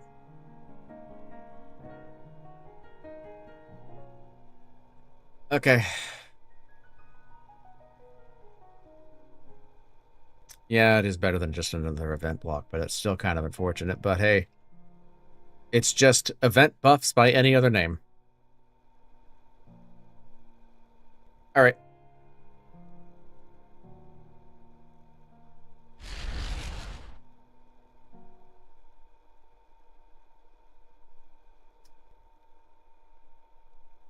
Well, that was pretty cool. Glad to see those patch notes coming out. All right. But yeah, I am super excited for the familiar stuff. Like, I'm actually kind of feeling super refreshed, especially knowing that they made new illustrations for Roto. Oh my god, I'm gonna have to find the application that I used to give him that voice. You know, this one. Oh, for sure. I tried using it a while ago when I wanted to make some videos, but I never got around to it. But it didn't work. I don't know. I don't know what happened. Did I skim that? Did I miss something important? Because I feel like I heard carries are back, but I didn't see anything that would imply that. Hold on. Changes and bug fixes. The boss reward distribution for Callus's residual determination fragment and ferocious entanglement ring has been changed. Rewards are instanced and rewards are shared. Changed so that defeating Kaling will drop Grindstone of Faith. Changed so that Callus residual determination fragment no longer drop when defeating Easy. Resolved an issue where systems like Erderlink and Familiars would not deactivate when accessing the menu while at the Truth Booth. The hell is the Truth Booth? Well, yeah, I guess it's like they don't want people to rely on easy mode. It's like, oh, you're just doing easy mode Kalos for Eternals? Nah, son, do it the real way. Or something like that. Especially with having 6 job, mastery, like all 4 masteries are unlocked. You got Ascent skills. You'll soon be having the secondary or the second common skill. Like, I can understand as to why they would think like this. Like, easy shouldn't be a thing. If you really want to get an idea as to what the fight's like, or if you want to get an idea as to what the fight looks like, sure, fine, run it in easy mode, practice mode maybe. But in KMS, normal Kaling drops 3 cookie crumbs. GMS, hold on. GMS doesn't say any mention of the change for one whole cookie for one person.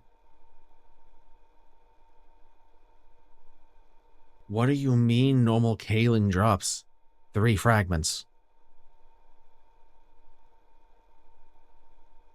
Hold on. So we're not getting any changes?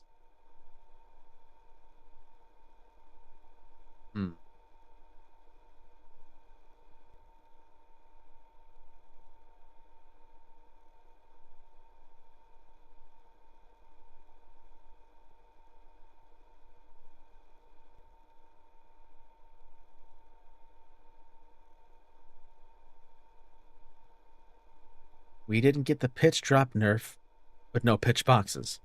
Because the pitch boxes are going to the Mystic Frontier. I don't know why I said it like that.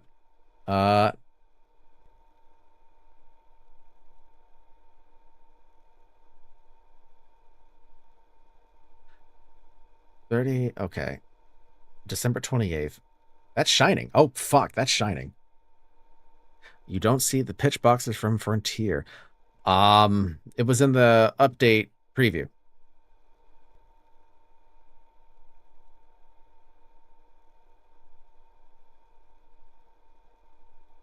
At least, pretty sure.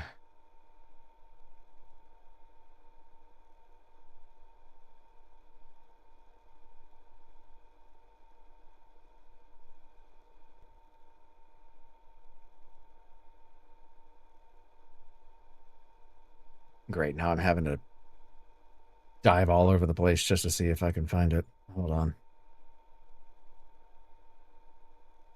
Like I said, it's like every time I'm trying to hang out and do another game or another stream, something happens, and I focus on Maple stuff. Where's that microsite at?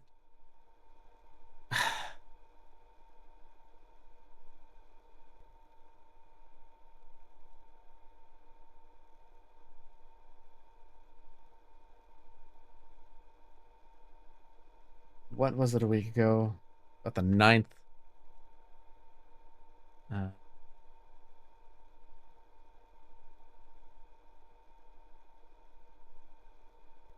Here it is. I don't know.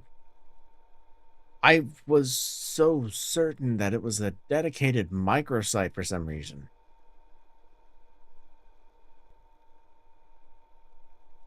Now I'm kind of at a loss here.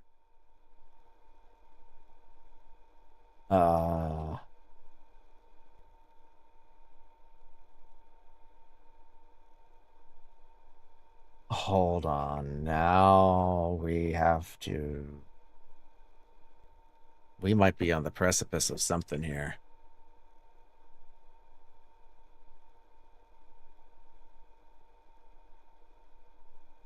Chat, I'm not going crazy though.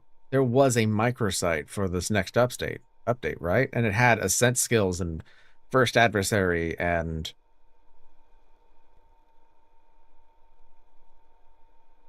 every. I can't type little microsite.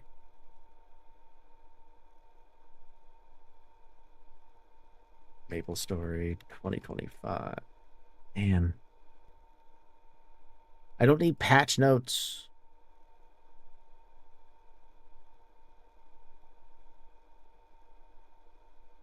Okay.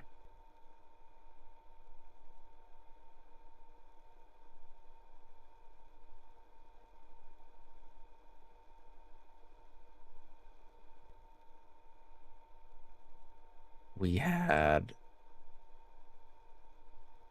something. Link me, please. I really need that.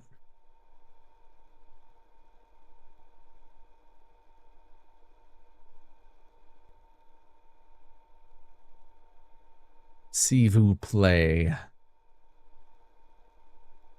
Garçon.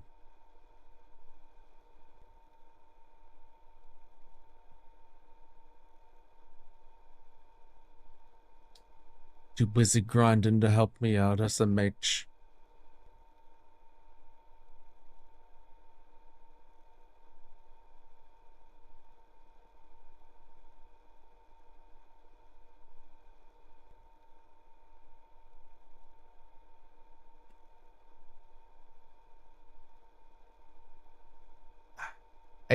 I feel like I might have to end stream just to try and deal with all this. I really wish I was told that they were going to be doing this today. I probably would have moved back a few days. But what can you do?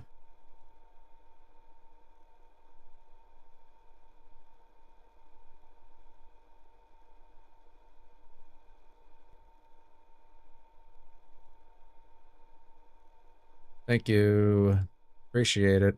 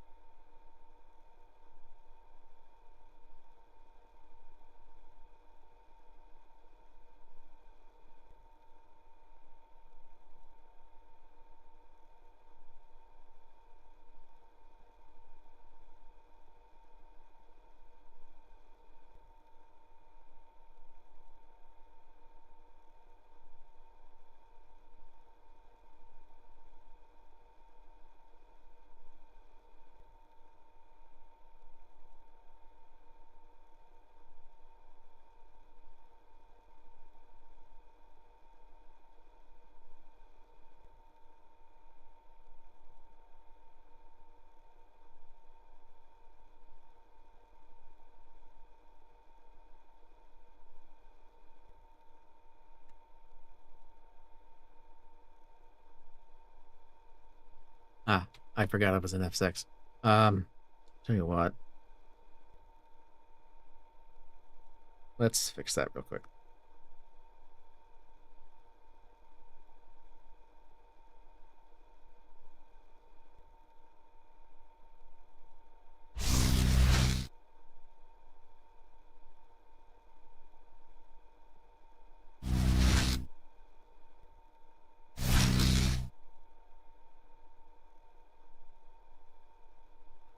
Man.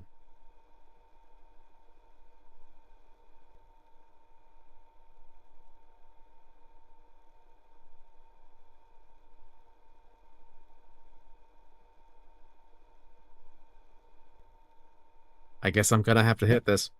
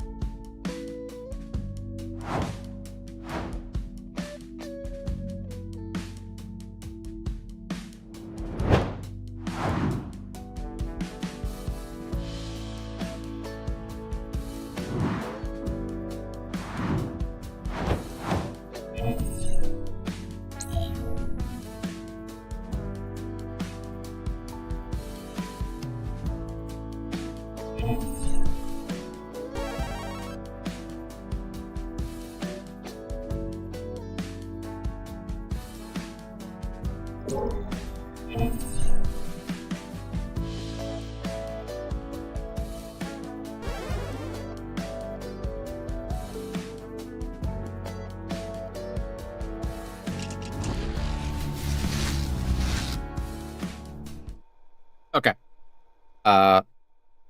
Things are okay. They're fine. Things will be okay. So I'm going to turn away from Maple stuff now that I've had my little break. And I will get to doing some work after that in preparation of a video. Yes, I have been live for 2 hours. Wait, did you not get the ping notification?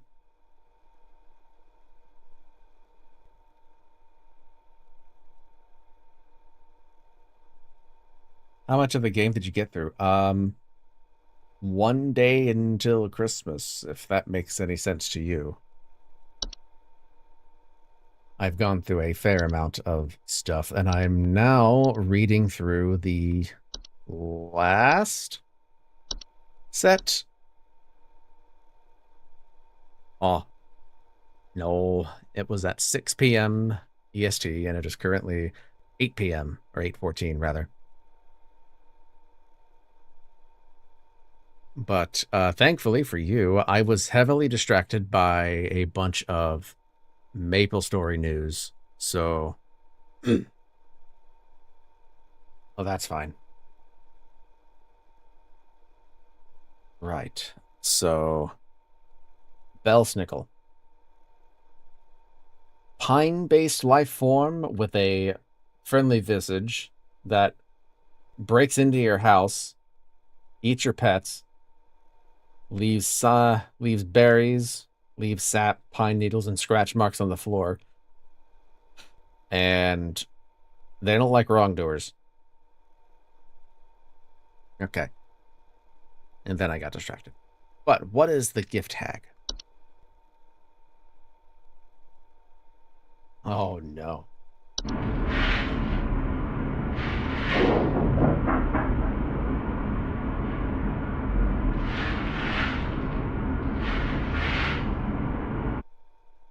The gift hag is a humanoid creature somewhat resembling an elderly human woman with a smiling face covered in soot or soil. It is known to quietly slip into homes during the winter and often leaves behind trinkets such as makeshift dolls, wooden idols, or sharp twigs and rocks. The gift hag and its gifts are mostly harmless to human and children, or mostly harmless to humans, though careless play with sharp rocks and twigs can often result in human children injuring themselves. Wait, I think I read that wrong. I was thinking, like, why would they talk about that stuff? But it's like, and its gifts are mostly harmless, but careless play with sharp rocks and twigs. Yeah, well, of course. If homeowners wish to keep the gift hag from entering their home during the winter, they may choose to close off access to the home's chimney. That's what I was talking about when it comes to boarding up for the Yulemen. Highly inadvisable to clear up a or board up a chimney, because then you won't get the gift tag coming into your house and leaving cool stuff. I was thinking it was going to be a bit more of a Santa allegory, but I mean, this kind of is a Santa allegory if you think about it. The Hunt.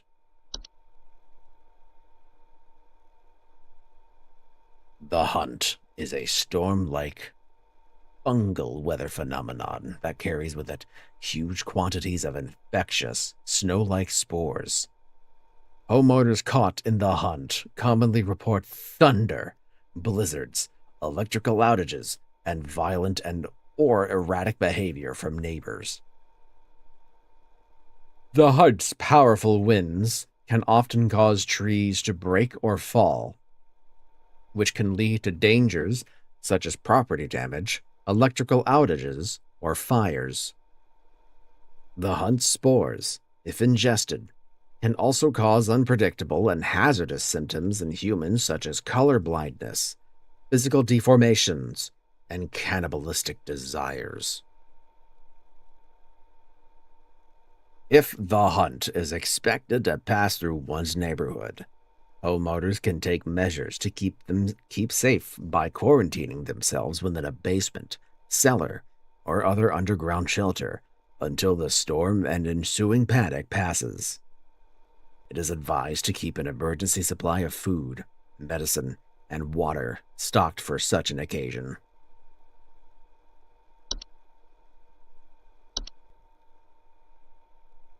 Okay, this is absolutely going to be a joke on the Polar Express, isn't it? This has to be. There's no way it couldn't be. No way.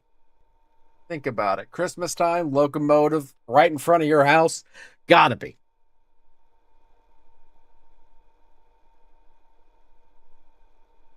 The locomotive. Wait, audio sample.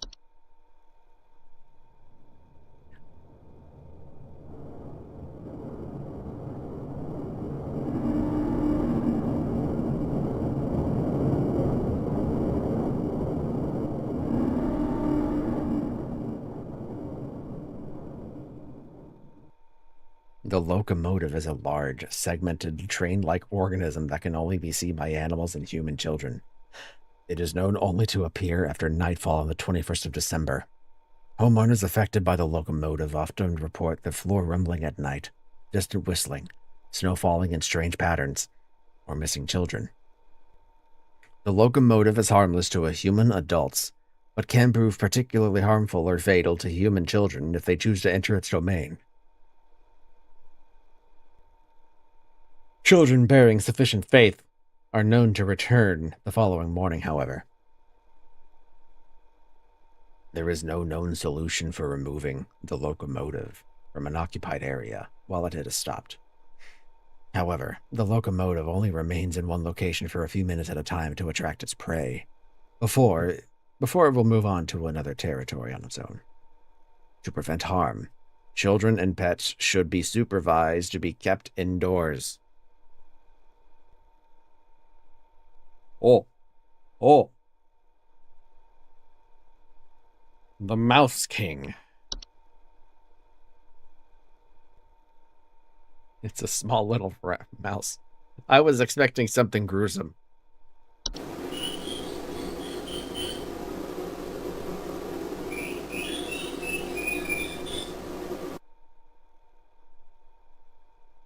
The Mouse King is a prominent member of a traitorous clan of mice, known for recruiting and leading them in nefarious activities such as riots, heists, and assassinations. Homeowners with the Mouse King often report sounds of squeaking, scratching, and seeing strange mice behaviors such as mass coordination or attempts at communication. The Mouse King possesses an incredible threat to all living things, and destruction should be immediately prioritized. The Mouse King should be stopped at all costs, by any means necessary. Homeowners are highly encouraged to use lethal removal methods, including but not limited to mousetraps, toxic sprays, sharp implements, or any licensed firearms. If homeowners will not oblige, they are advised to utilize the pest control services.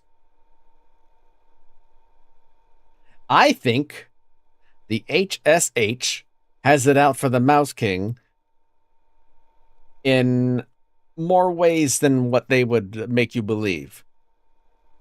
The way that they're wording this seems to kind of lead on a bit more than, if you see it, destroy it. No, it's like, kill him now. Kill him, kill.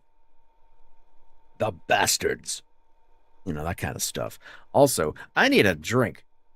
That kind of hurt my throat. It's the Nutcracker. I've only seen that thing once. It was a part of a band thing. Got to go downtown, and I remember it fondly because that was the day Nintendo put out the 3DS Ambassador program, and I got like 11 Game Boy Advance games onto my 3DS, and I got to go home directly after the performance. And it was cold that day. So, hey. That was a fucking great day, buddy. Anyway. Perchta. Sounds Russian. And it looks Russian. Shit. I'm looking like a babushka. Perchta is a large humanoid creature vaguely resembling an elderly human woman with a beak-like nose and long sheet-like skin. Perchta is known for entering homes full of refuse, chaos, and filth.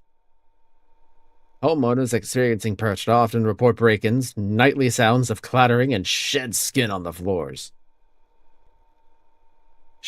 Perchta is incredibly dangerous to homeowners inhabiting its chosen domains, as it will often utilize nearby humans as makeshift scarecrows to keep other pests at bay. Most human adults do not usually survive this process.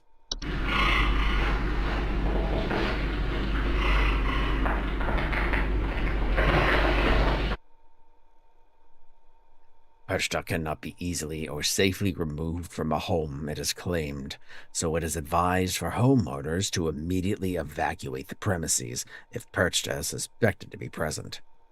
Homeowners are advised to prevent Perchta from being attracted to their homes in the first place by keeping their homes clean and free of filth.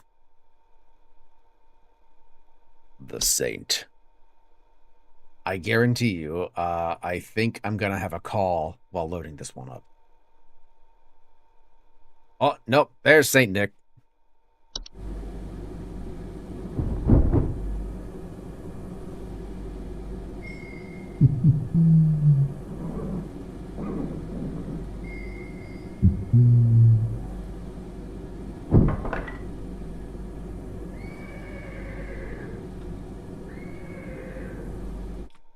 The Saint is a warlock, sometimes resembling a bearded elderly human male adorned in thick robes, often seen riding a pale, horse-like creature.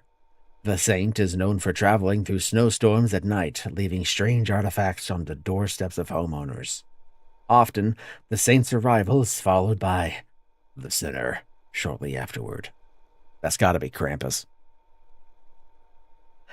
The acceptance of the artifacts granted by the saint by bringing them within one's home can often result in the gift receiver experiencing great fortune and luck for a span of 30 years. After the 30-year period, the saint will return to collect their due. It is advised not to accept these gifts. I don't know. I'd do it. As long as I knew what the heck it was, I would say keep it as a family heirloom, guard it with your life.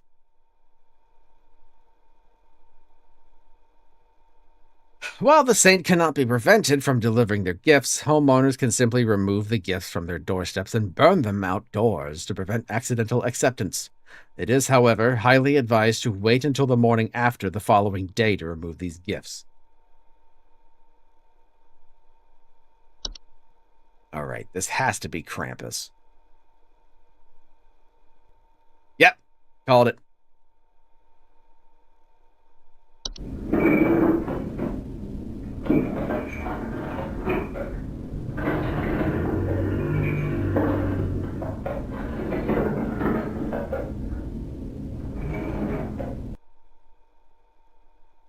The Sinner is a large bipedal goat-like creature known for breaking into homes and devouring human children, usually arriving after a snowstorm has passed.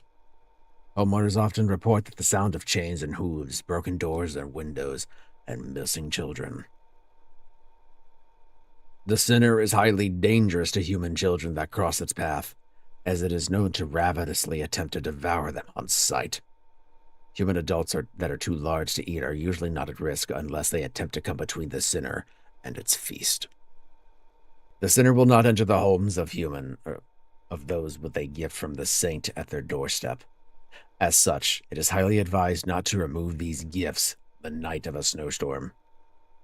The Sinner will continue to move from home to home once it is successfully fed. White. Ooh. Oh. Whites are misshapen former humans that have been exposed to the effects of the hunt, coming in a variety of unfortunate bodily configurations. Whites are known for their wild and unpredictable violent behavior. Homeowners experiencing whites often report sounds of gurgling, coughing, or hacking. Whites are highly dangerous and will attempt to bite or otherwise harm most humans and animals on sight. Their relative speed and strength can widely vary, though most direct counters are fatal. Whites generally have very short lifespans and will often perish on their own, usually within 48 hours, from medical disadvantages granted to them by their particular bodily configuration. More persistent whites can be removed with the use of any nearby sharp implements, licensed firearms, or the Pest Control Service. Okay. So that's it. That is the entirety of the new entries of this whole thing. Got it. And I think this might be the last night. So what do we got, buddy? check our house for damage.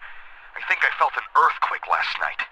And this morning, I noticed those godless Hendersons across the street crying about something with the police. So I'm fairly sure whatever happened must have been enough to damage our property. Oh, what the hell is that?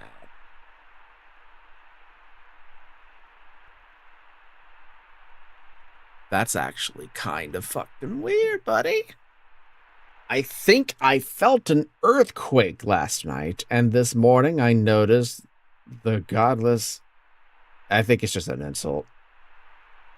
Henderson's across the street crying about something with the police. So let's see. Earthquake, rumblings.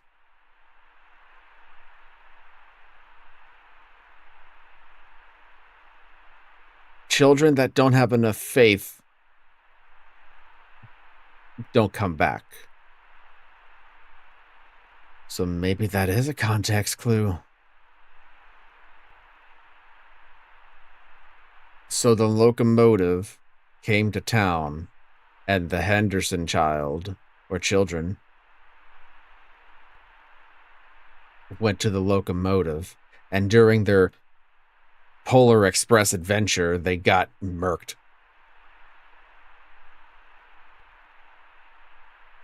Please hold.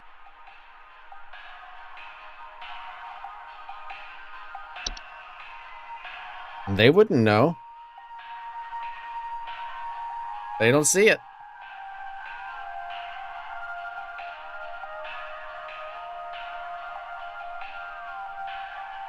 I'm gonna call it.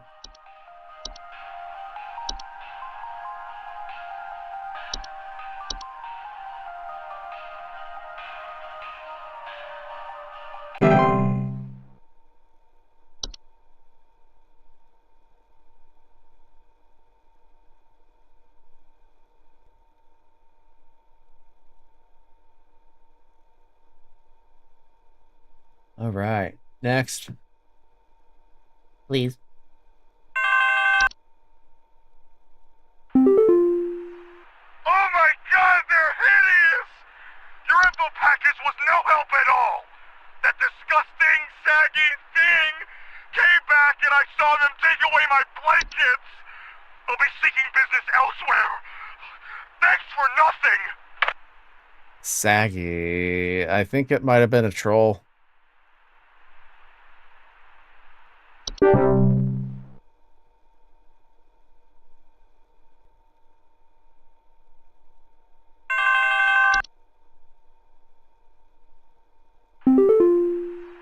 I have been robbed. Someone broke into my house and completely cleaned out the fridge and cabinets last night. There's wine all over my floors, discarded milk jugs. It's absolutely disgusting. I demand a refund for this useless home security package you people sold me. It's only good for hearing thieves cackle after the fact.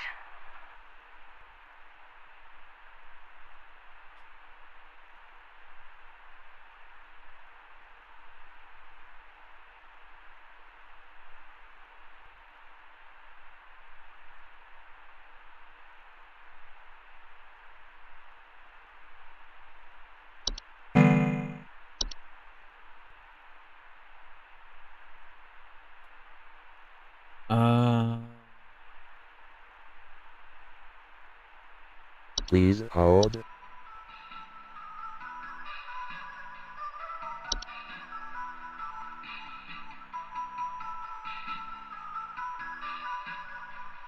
I think this might be a Yulman. Because they're cackling. They're eating food. Broke into my house.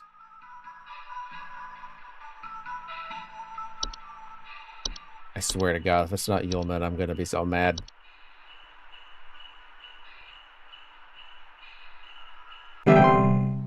Hey.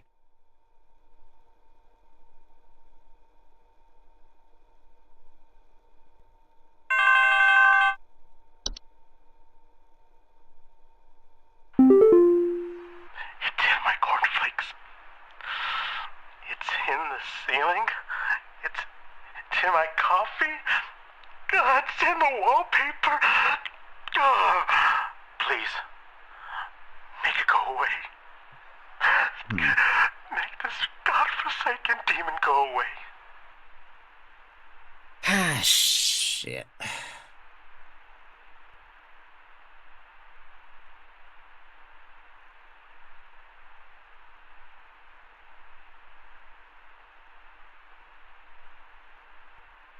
Please hold.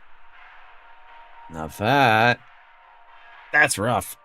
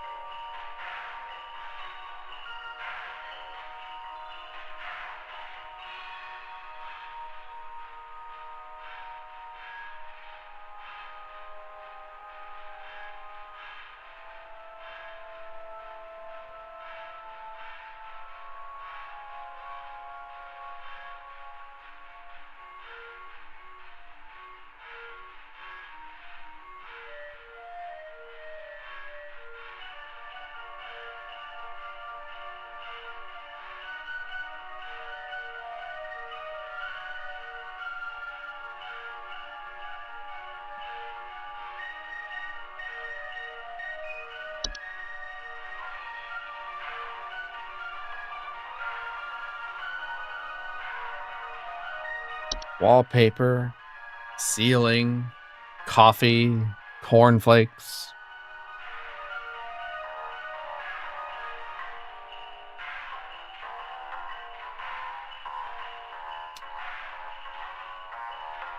I think it is the goat. It does kind of look like a demon.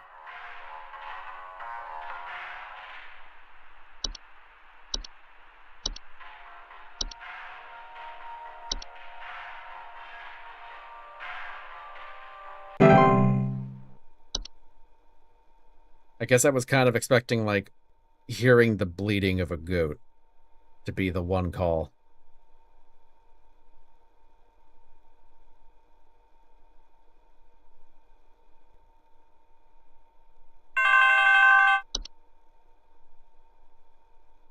Everything is shaking!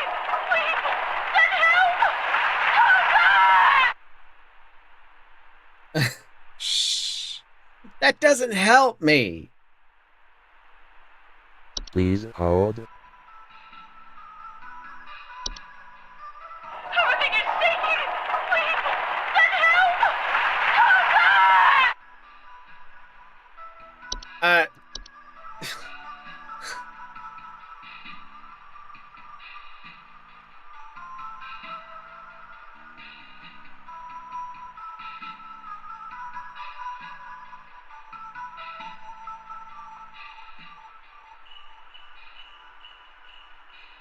I mean, it sounds like an avalanche, though I'm not really sure why I would get another avalanche call, but I guess they are kind of prevalent in the winter.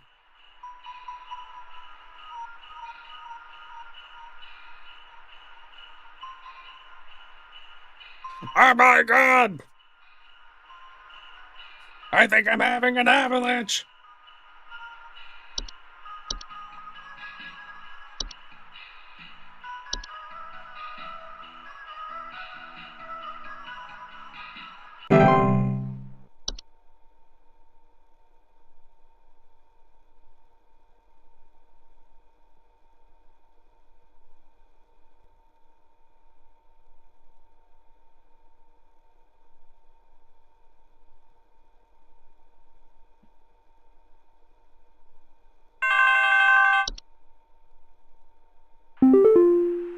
Hudson here.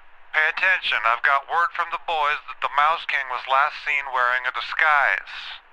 I Oh. repeat, the Mouse King has gone incognito. Be on the lookout for any conspicuous individuals of a rodent-adjacent variety. Hudson out.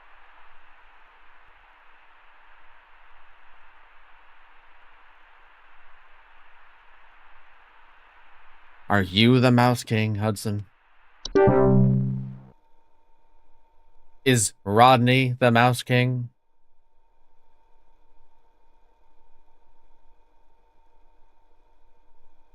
Am I the Mouse King?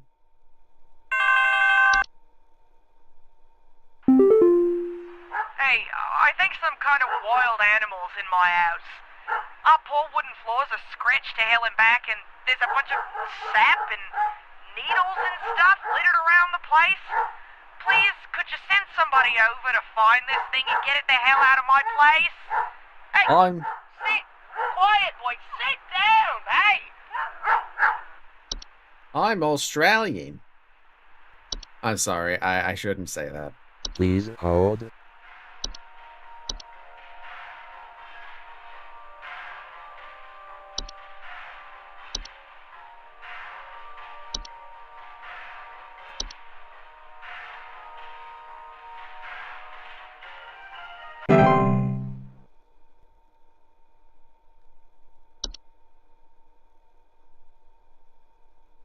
Okay, buddy. Please,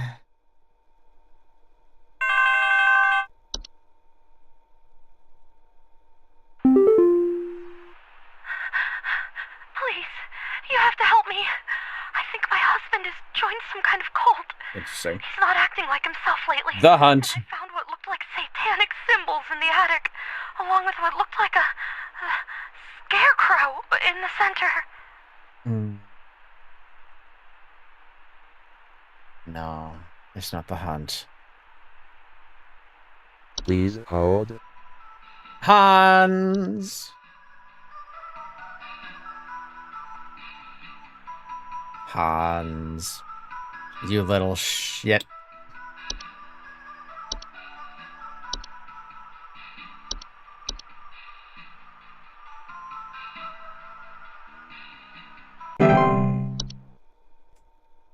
You troublemaker, you.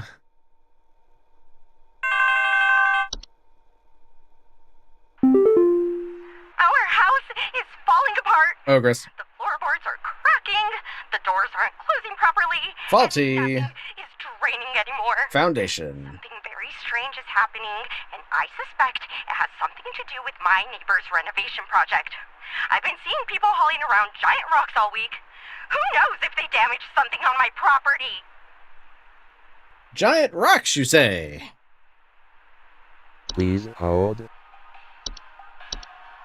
Like clock rocks, maybe?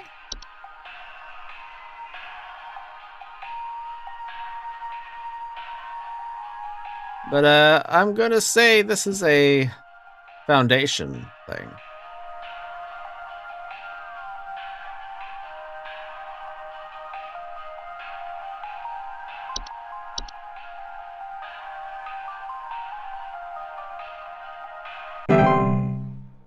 Really?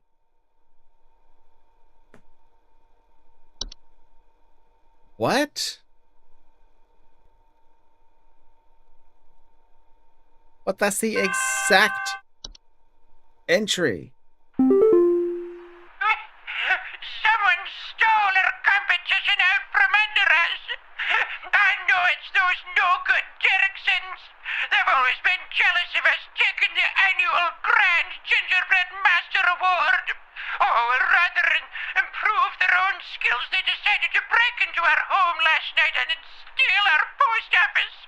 I found poor little postman Peter collapsing pieces on the floor, right next to a big hole with the burned remains of our post office inside. The police won't do anything. Can you come and perform a citizen's arrest? What?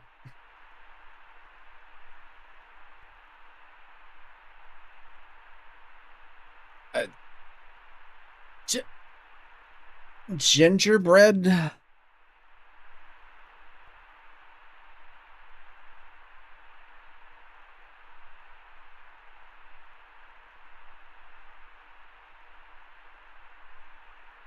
What? Please hold.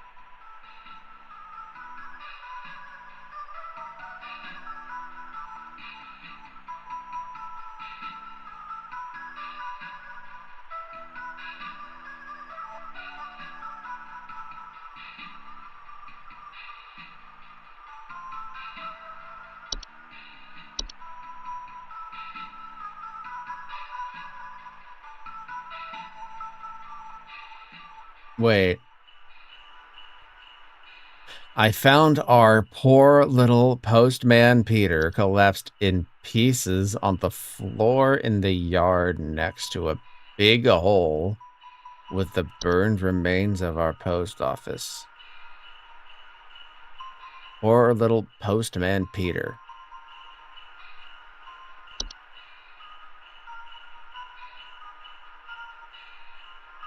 Postman Peter could be a doll.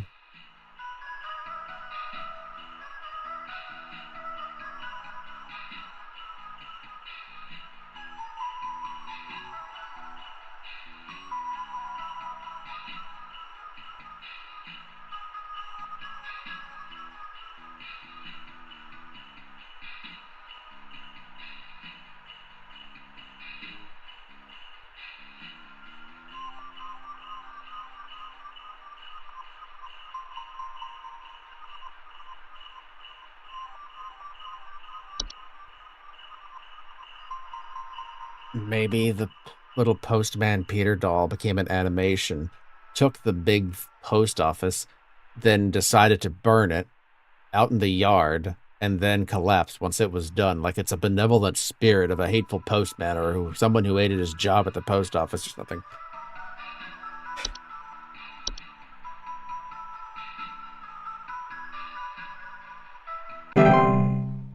Oh. Well, all right then.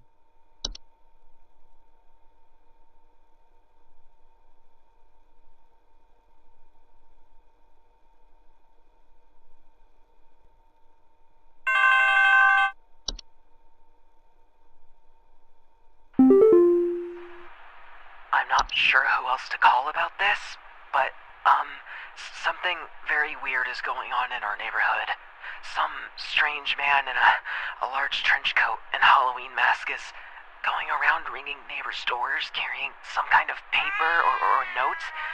He hasn't come to my house yet, but I'm very afraid of what they might be up to. Pepper! Pepper! Pepper, stop scratching the door! He's going to think we're home!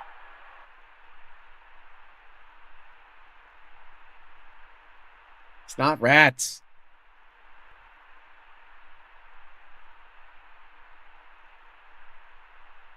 Large trench coat. A large coat and a Halloween mask.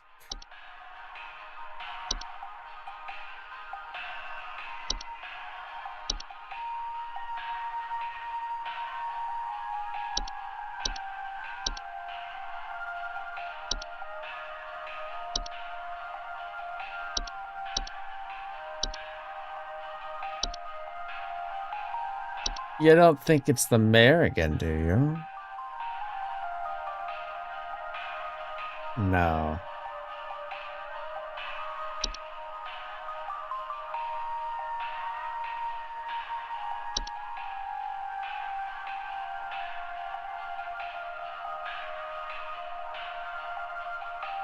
It's the paper that gets me. Because, yeah, there's a whole bunch of stuff that could be, you know, at people's doors, but...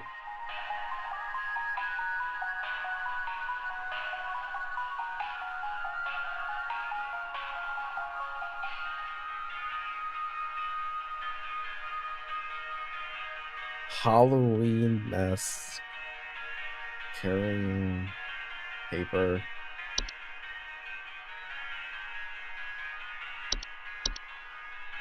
I don't know, what's...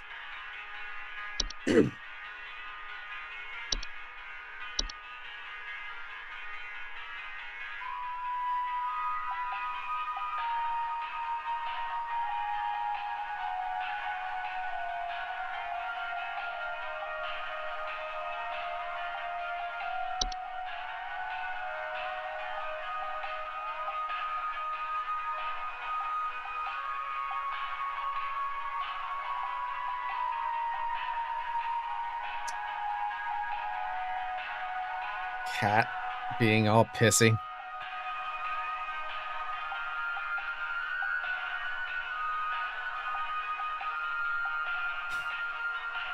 What if it's mice in a trench coat?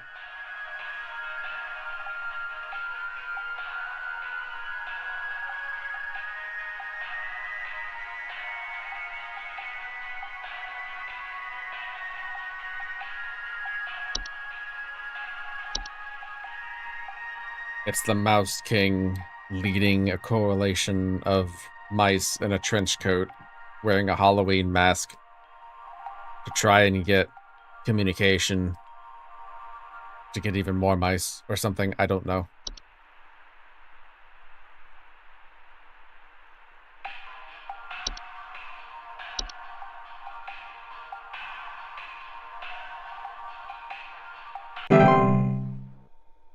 Oh. Well, I guess Pest Control has got their work cut out for them right now. Go get them.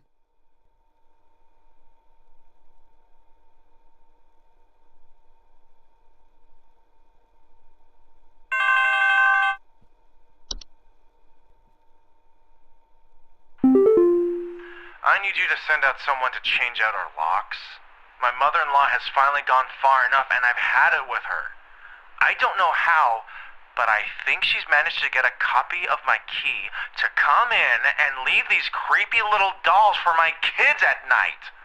I saw that old bag myself on the security camera. It's a bit fuzzy, but I can make out those crony old arms of hers. Gift. Please hold. Ag.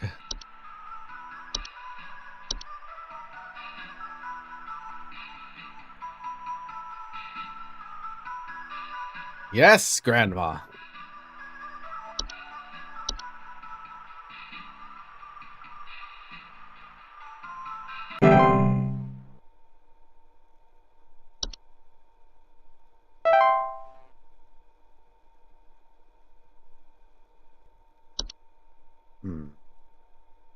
Did I fuck up one of them? I forgot.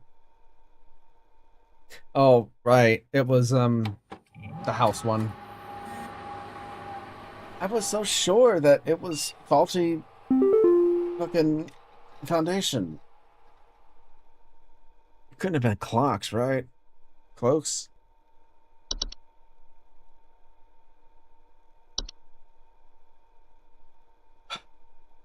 Phenomena sighted across all northern territories at approximately 600 hours.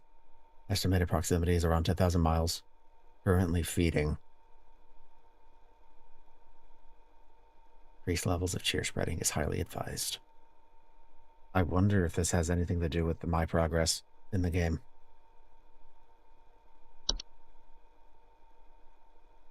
Hey, what are you doing here on Christmas, dog? Hold on. I'm gonna have to do something real quick.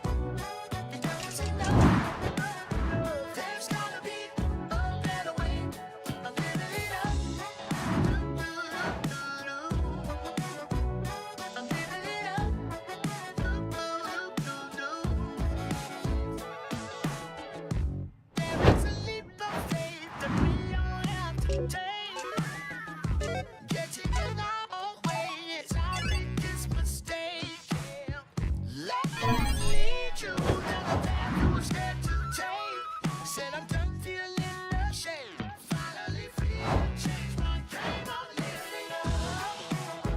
Gonna put my hands up. Enough is enough. There's another answer, yeah. I'm living it up. Gonna put my hands up. Enough is enough. There's gotta be a better way. I'm living it up. Gonna put my hands up. Enough is enough. There's another answer, yeah. I'm living it up. Gonna put my hands up. Enough is enough. There's gotta be a better way. I'm living it up. I'm living it up.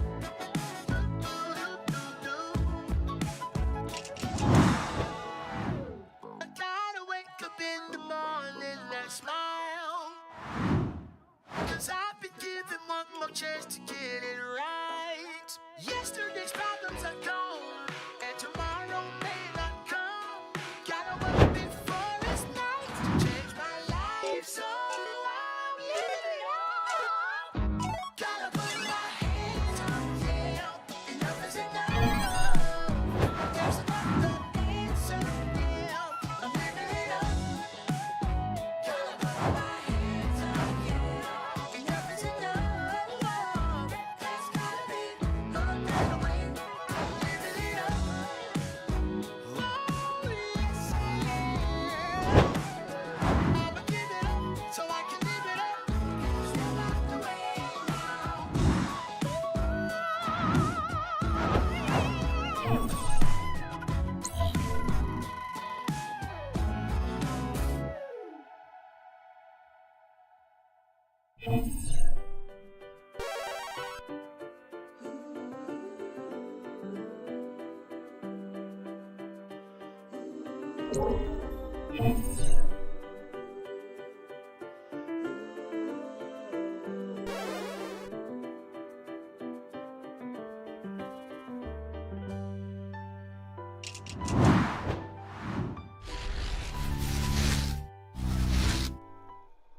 Okay. All right. So the twilight is here. It is feeding. It is not good. Okay. And Rodney's just being fucking weird.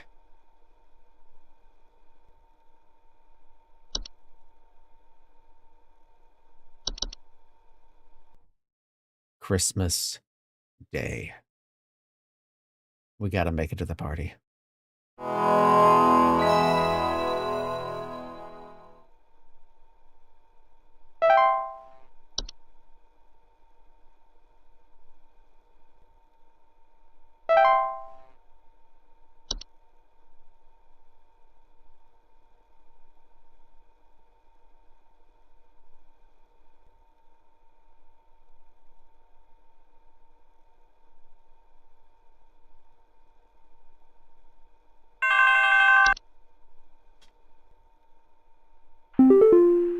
Hudson here. We almost had him, but that little royal pain has given us the slip.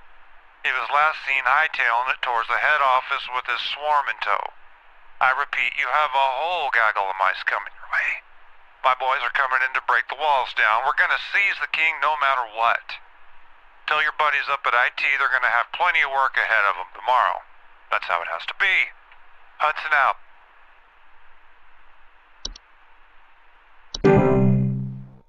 New entries.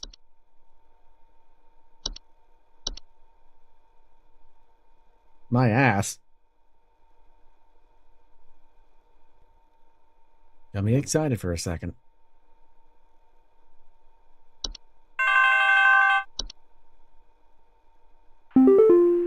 Oh, hey. Greetings, Rebecca. I'm certain that you've seen the skies today. The light's gaze has fallen upon us. I'm calling to wish you and the rest of the caller response team the best of fortunes. I know I need not remind thee that this day is one of great import, and is to be treated with the utmost gravity. Spread much merriment, and cheer to all you can, and I hope to see you all on the morrow.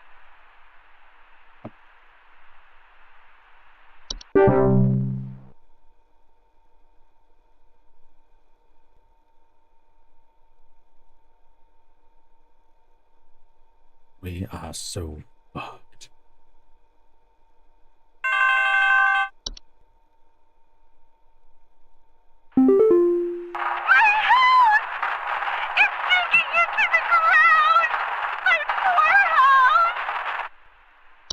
That's faulty. No, that wasn't. That was something else. That was just the you fucked up call. It had to have been Cloak then.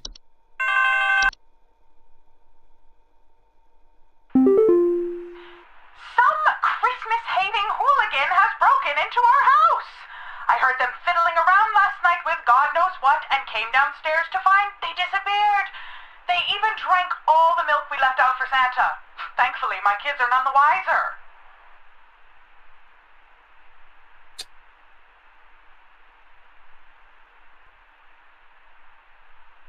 Drinking milk.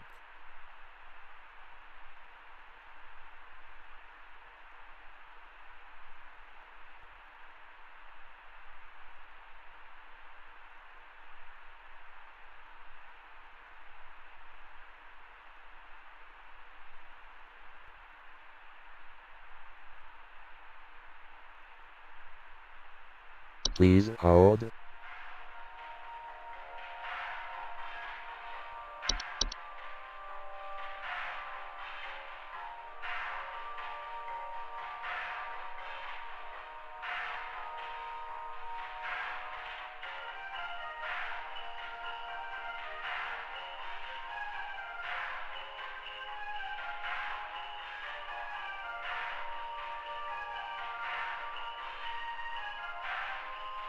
Huh.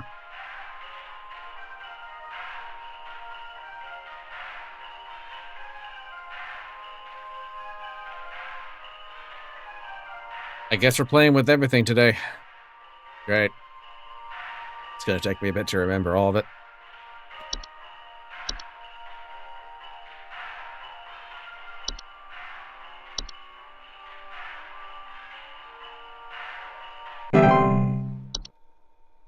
Oh, that's gonna suck ass.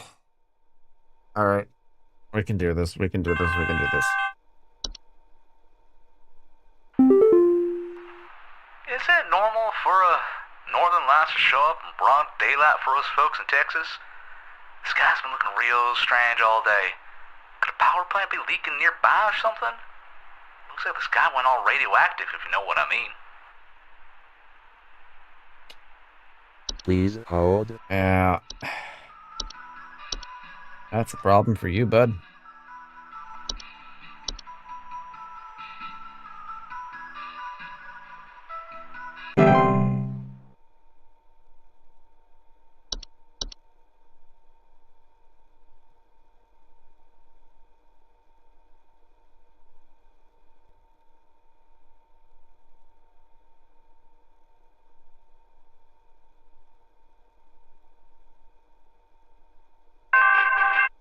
That fuck? They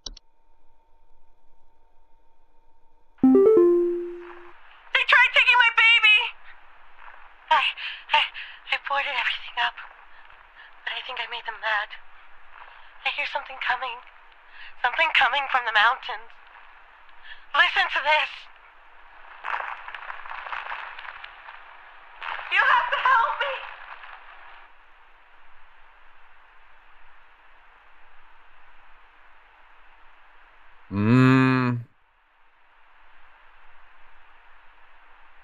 Please hold.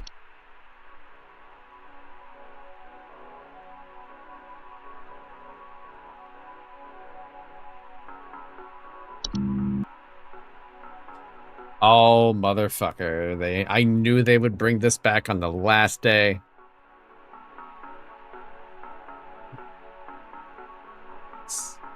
So remember what I said about how them tying the Yuleman to the Ogress might present itself in the future with the choice of, like, do you choose the Yuleman or do you choose the Ogress? Or the Yule Cat, even. They tried taking my baby. I boarded everything up, but I think I made them mad, which would imply the Yuleman. I hear something coming. Something coming from the mountain. You have to listen to this. You have to help me. If you piss off the yeoman, then that brings in the ogress. But I think the more prominent danger at hand is the ogress.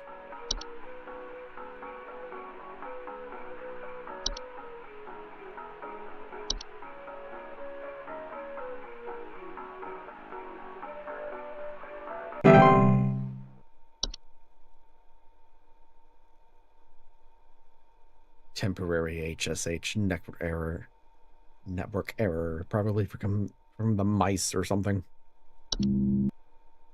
Oh, it's still down, you say? Interesting.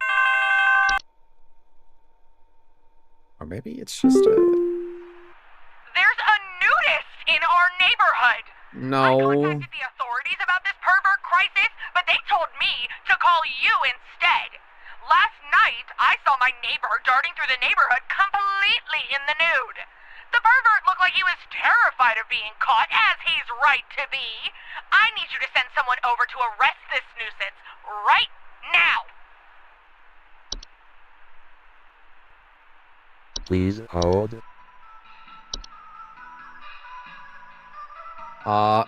Buddy, that's a Yule cat.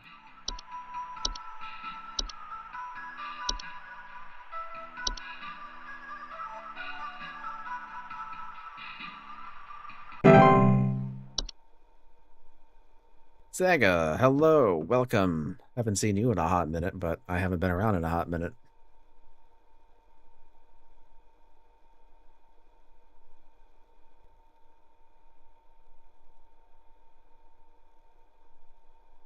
It's been a bit for me. I've been dealing with a bunch of stuff as of late. Oh, the system went out again. Oh, thank God you answered. I don't know how long we have before the power goes out again, but please, you have to send somebody out here. I'm at 451 Grover Lane. The storm is bad. It's really, really bad. And my mom got caught in a storm on her walk, and now she's in pain. I didn't know who else to call. What do I do? Sounds like the hunt.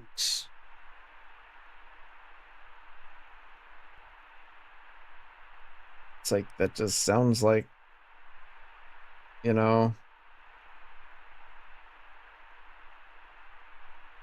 it's the only one that has a storm, and it now has pain, and it seems like Jeffrey's going to be having a white issue. Please hold. Oh, man.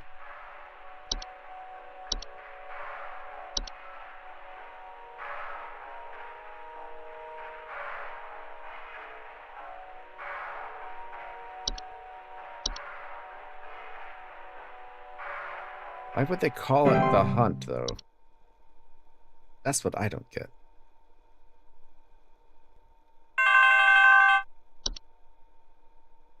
We need help!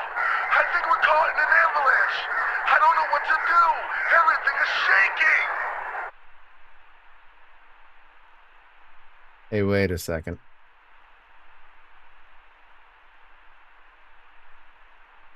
Wait a second. Please hold. We need help! I think we're caught in an avalanche! I don't know what to do! Everything is shaking!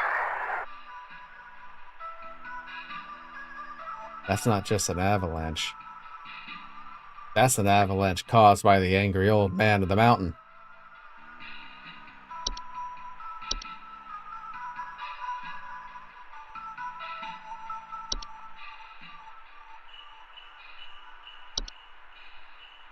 Get the spray bottle.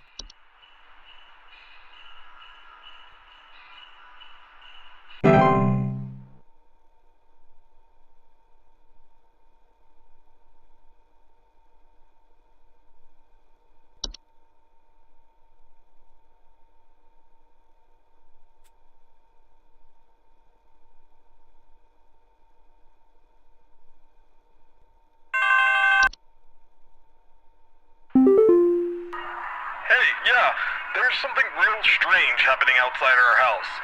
The sky looks all green, and I have a bad feeling about it. A real bad feeling. Please hold. Is that air raid sirens in the back? Hey, yeah, there's something real strange happening outside our house. The sky looks all green, and I have a bad feeling about it. A real bad feeling. Yeah. Yeah. I mean, shit, what can you do?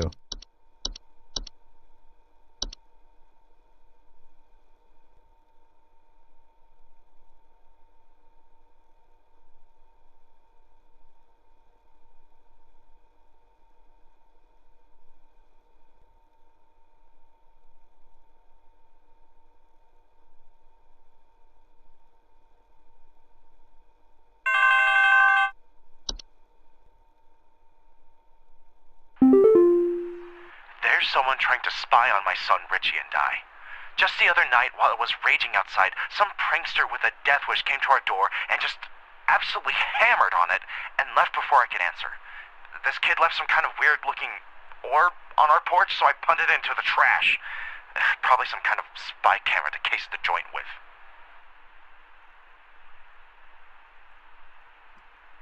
Raging outside. Storm. Snowstorm. He left a thing on our porch. A weird orb. I punted it into the trash. Man, Please hold. we could have had all the cool shit in the world.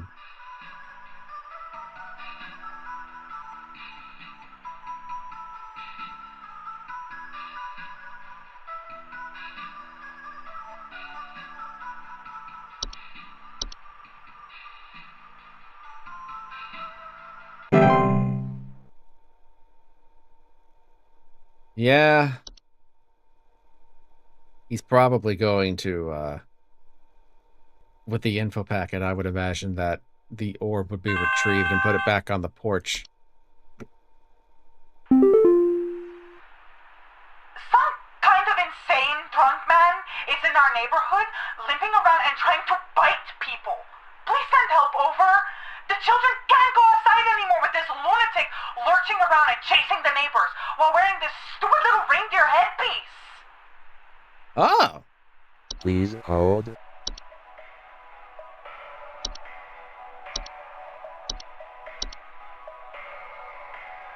Sorry, Bev, that guy's been dead. Super dead.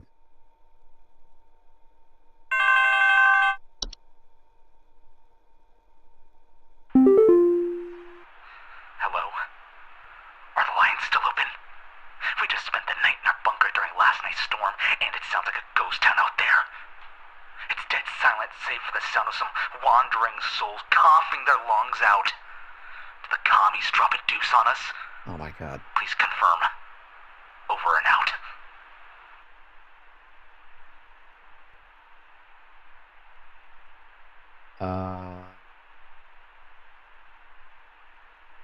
It's dead silent, save for the sound of some wandering souls coughing their lungs out. Please hold. Well, it's obvious it's because of the hunt. So I'm gonna say it's actually gonna be the aftermath, which would be the white.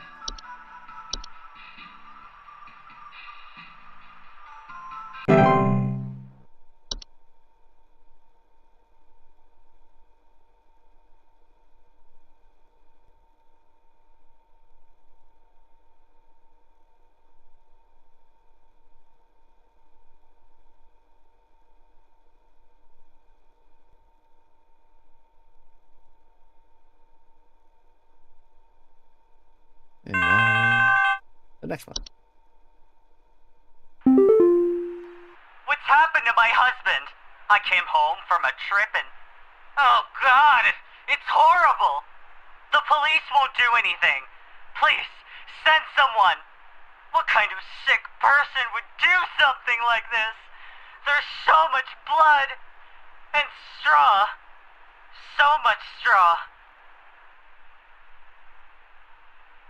Straw. Please hold.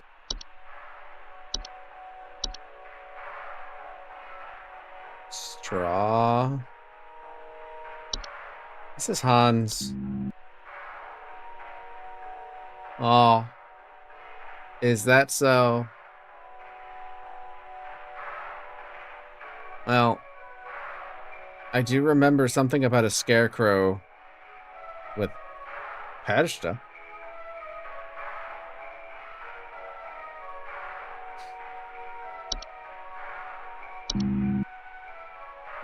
Doesn't even cache the image. That's a shame. But it saves the audio. Whatever. I remember Pershta likes to make human scarecrows. Just to ward away other things.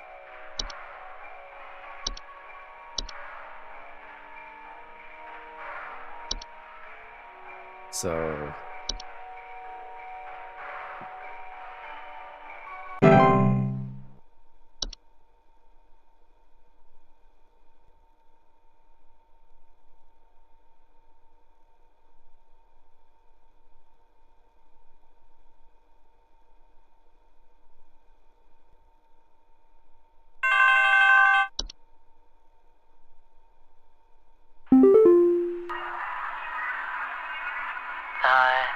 The lights, they're so beautiful, yet I feel so empty.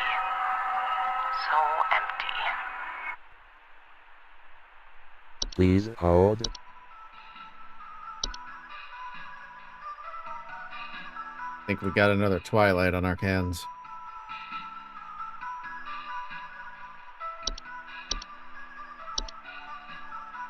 Something really...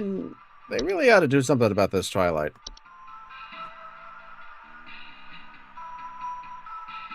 Oh. Blah.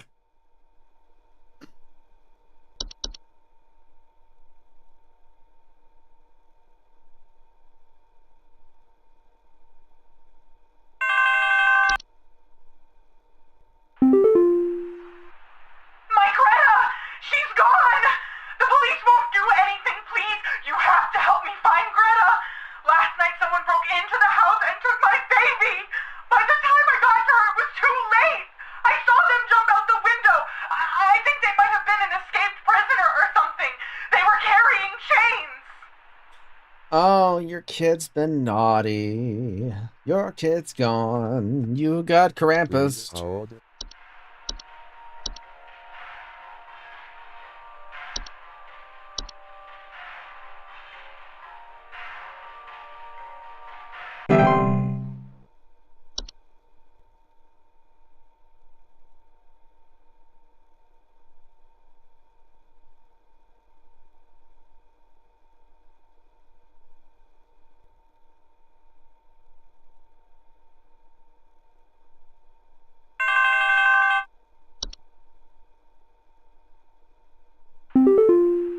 I think there's something wrong with our heating system.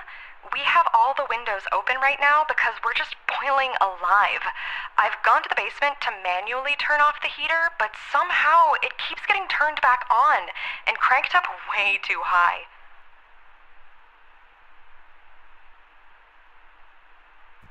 Oops. Hmm.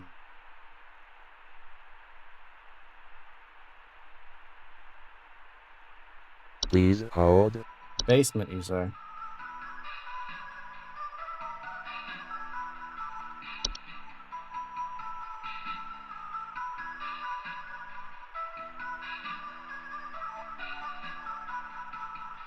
Basement with increased heat.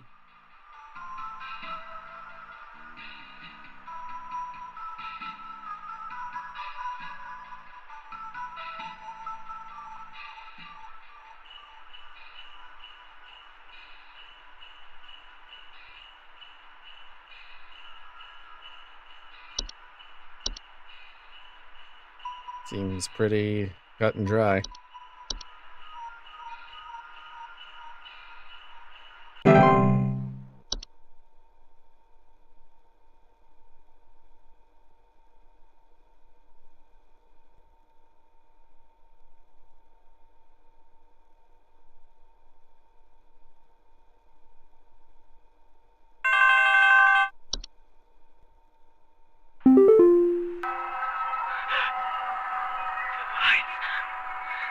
They're getting closer. I can't bear it. I can't bear it. I can feel it. It's coming for us. For all of us. Please hold.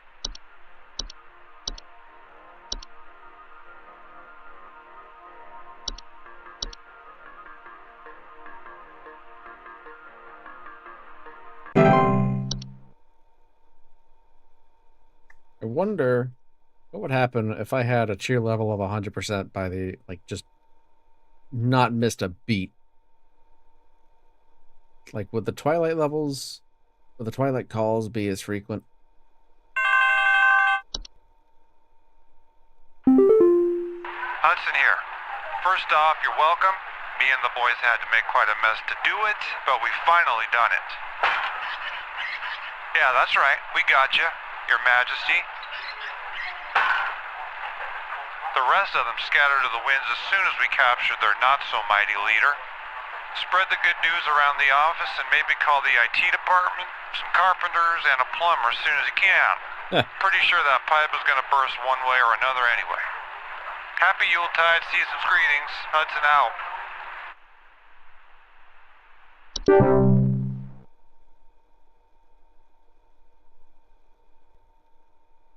They could totally make another game in this universe with the pest control stuff, I think.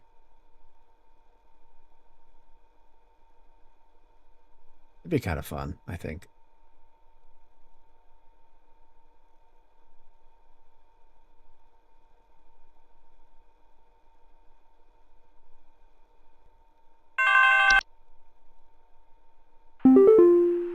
Carol! You have worked the miracle once again, Rebecca. Thanks to you, the Lights Watch has passed over us once again. You are truly a lifesaver. As a friendly reminder, the office Christmas party begins on the morrow, so we had best see you there. May the Yule shine upon thee and be ever merry, Rebecca.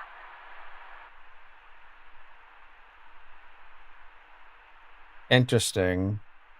The Lights Watch has passed over us once again. But this one says Lights passed over us with minimal casualties. I wonder if that's dependent on your cheer level when you get done. So that's Rebecca.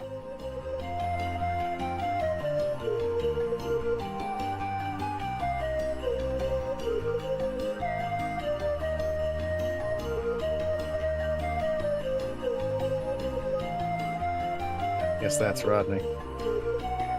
That's Hudson.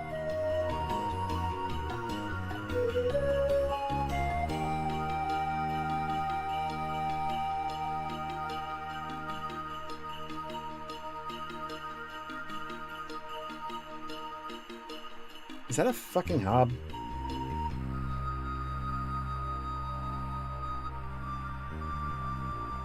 Uh-oh.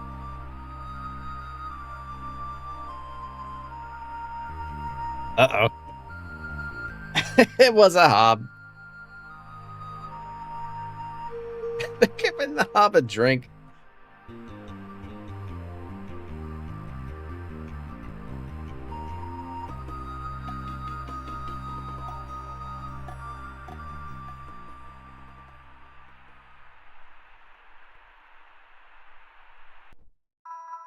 Oh, that was cute. Well, that was Home Safety Hotline Seasonal Worker, and technically the very end of Home Safety Hotline.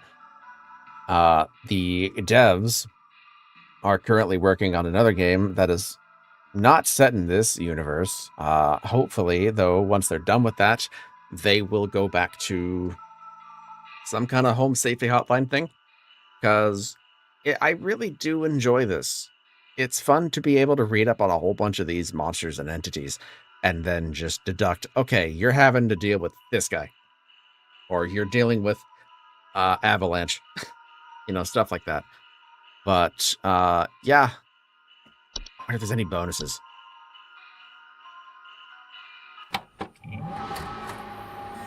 Let's see. What do we got? Options.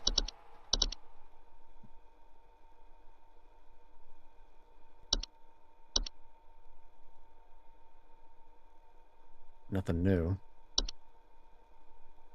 Well, I seem to have a guest in here. One of my cats. Give me a second so I can let him out.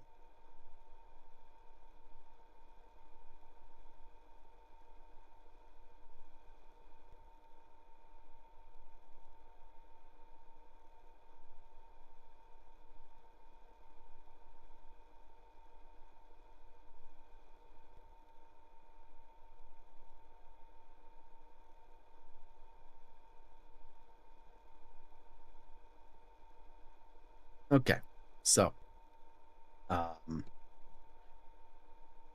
that seems to be it.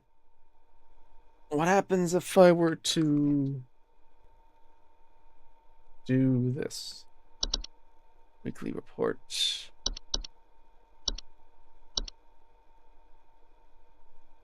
I mean, I seem to be right on the money with only a very few amount of losses. I think I did a lot better than last time, that's for sure.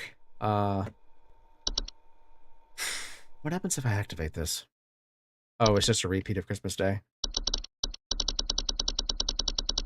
Yeah, okay. Fine.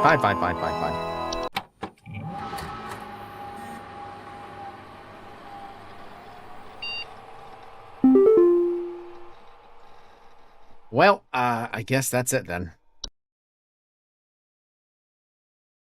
So,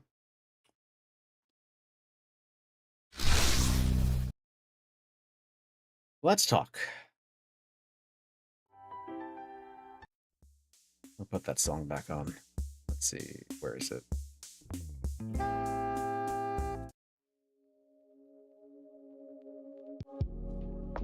You know what? This could work even better. All right. So,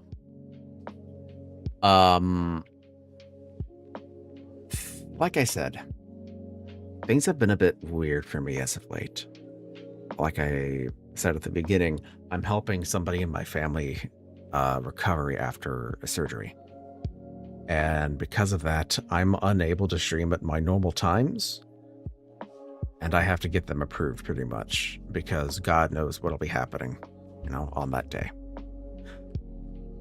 I would like to get back into streaming again because I feel like the momentum I always have a bit of a problem with gaining and keeping a momentum. And this time is no different. But things are still kind of iffy. They're going to the doctor on Thursday. Maybe we'll get an idea as to what's going to be happening in the future. But until then, I think I might be stuck doing rare streams like this or working on content. That being said, I have been meaning to make a video as well as some other promotional material for a subsection in MapleStory that I've been promising people for years. So, I think tomorrow, once that data drops downloaded and I get accustomed to stuff in the update, I'm going to be starting to write a script proper for a new video. And I'm going to be making it the way I want to make it. I'm not going to be, adhering to modern algorithmic requirements to be picked up. No, I'm going to make it an AxeChris video. Period. I don't know how long it'll take me. I hope it doesn't take too long. But rest assured, I'm going to do it. If it's the last video I make. outside of that, I do want to revisit Voices of the Void at some point. I have a better grasp on the game now. I know what to do. I've been making a video or two on it. I want to make another. I got Ace Combat 7. It was like super cheap, and I hear it's really good, so maybe we'll try that out. Additionally, I will probably be playing some other console games soon-ish. I'm thinking maybe next time I get a chance, maybe we'll play something classic like Super Mario Bros. 3. You know, just some other stuff, you know? Like, it doesn't have to be big, expansive, and new. It can just be sit back and just have some fun. Who knows? But,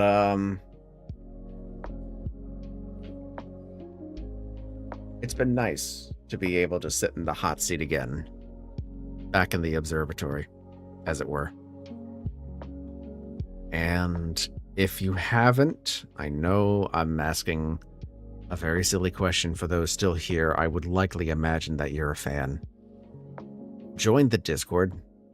All you have to do is type !Discord and then get yourself a Void viewer role. That way you will get pinged. Alternatively, if you're not into that, you can always check out my BlueSky account, which can be found right over here. Follow me, and then you'll get you'll be able to see my notification post with my wonderful custom graphics that I make for pretty much every stream, and no one ever sees it. Flaunting myself. But, yeah. I'm trying to think of anything else I need to talk about, because it's like I haven't been on for a month, you know? And I want to talk. I haven't really had the opportunity to say anything.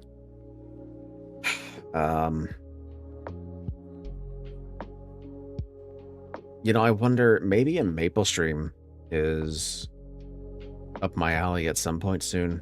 I don't know yet, though. When level? What do you mean when level? I'm not hitting 288 anytime soon. Hell no. Hell no. I would rather talk to my VTuber friends and get a collab going for Peak and overcome social anxiety than grind from 0.6 up to 100%. I am not feeling it right now. Mecha Berry, but yeah, sure, that's in 6 months. That's like in 7 months, though. That's the problem. All these cool things that would benefit me and my friends are always nearly a year away, and God knows what's going to happen in those 7 months, you know? It's you know what? I'm gonna change something real quick. Give me a second.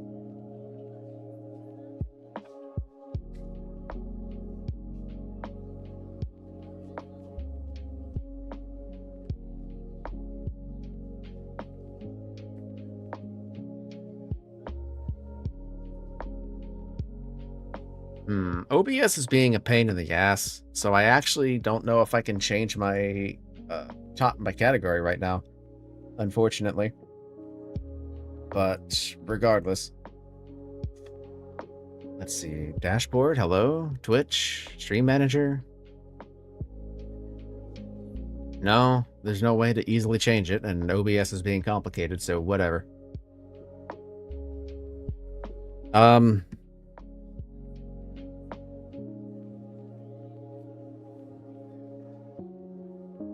I remember last year when I saw the Ascents for the first time thinking, that's cool. Am I going to actually be playing when that comes out, though? I guess the answer is yes, but I see all this new stuff happening in Crown, and it's like, I feel the same feelings the way I'm seeing all this, common nodes and mecha berries and a push for getting everyone up to 290. And it's like, what's the world going to be like in 7 months,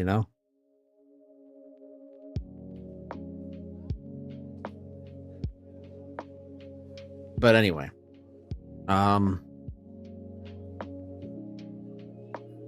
let's see. I've talked about what's happening with me lately. I've been playing a lot of Voices of the Void, but I've been kind of also just been sticking back to MapleStory and TF2. Like, I want to play new stuff, but I also feel like any new thing that I have in my library, I feel like it has to be content, Like, I haven't felt like a game that I get can be enjoyed by itself. For example, I have gotten some demos for games like Shrimp Game, Claire La Mode, Buster Jam. Like, I want to play those. But I also feel at the same time I need to make that a stream. And it's weird. And I wonder if other people feel like that has to be a thing for them. Maybe I can make a stream out of it, but I don't know yet. I've been meaning to do it for a while. So maybe it could be like a triple threat kind of deal. I'm going to be busy Saturday. So maybe if I can, maybe, if nothing else seems busy, Friday stream, maybe. I will have to keep y'all posted on BlueSky or the Discord, whichever comes first. But I'm going to try not to have another month-long gap in between streams again.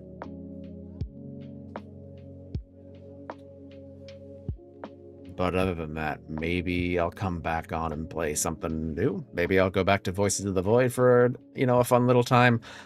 Start Ace Combat. I don't know. Like, just pick something and go. We'll find out what happens. But anyway, how many people do we have right now? We have 4. How many people am I following or live? Who can I raid into?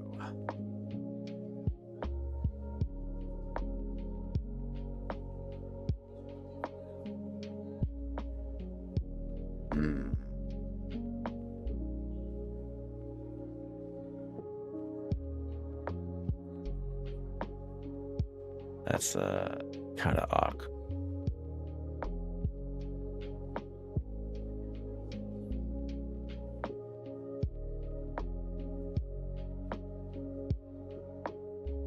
I don't think I have anyone that I can send into. The one person I was looking at is doing a super special event with their community, so I don't know if that would be really appropriate. So, shrug.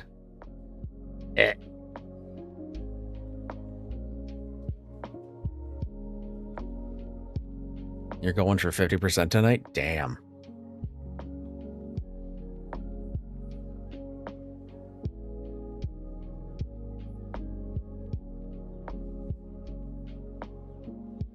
All right. I'm kind of just stalling. So I'm going to end it here. So thank you very much for coming out, those who have come out and actually stuck around for tonight. I hope to come back soon with something. And until then, I'm going to be working on a large form video. Hopefully, it does well.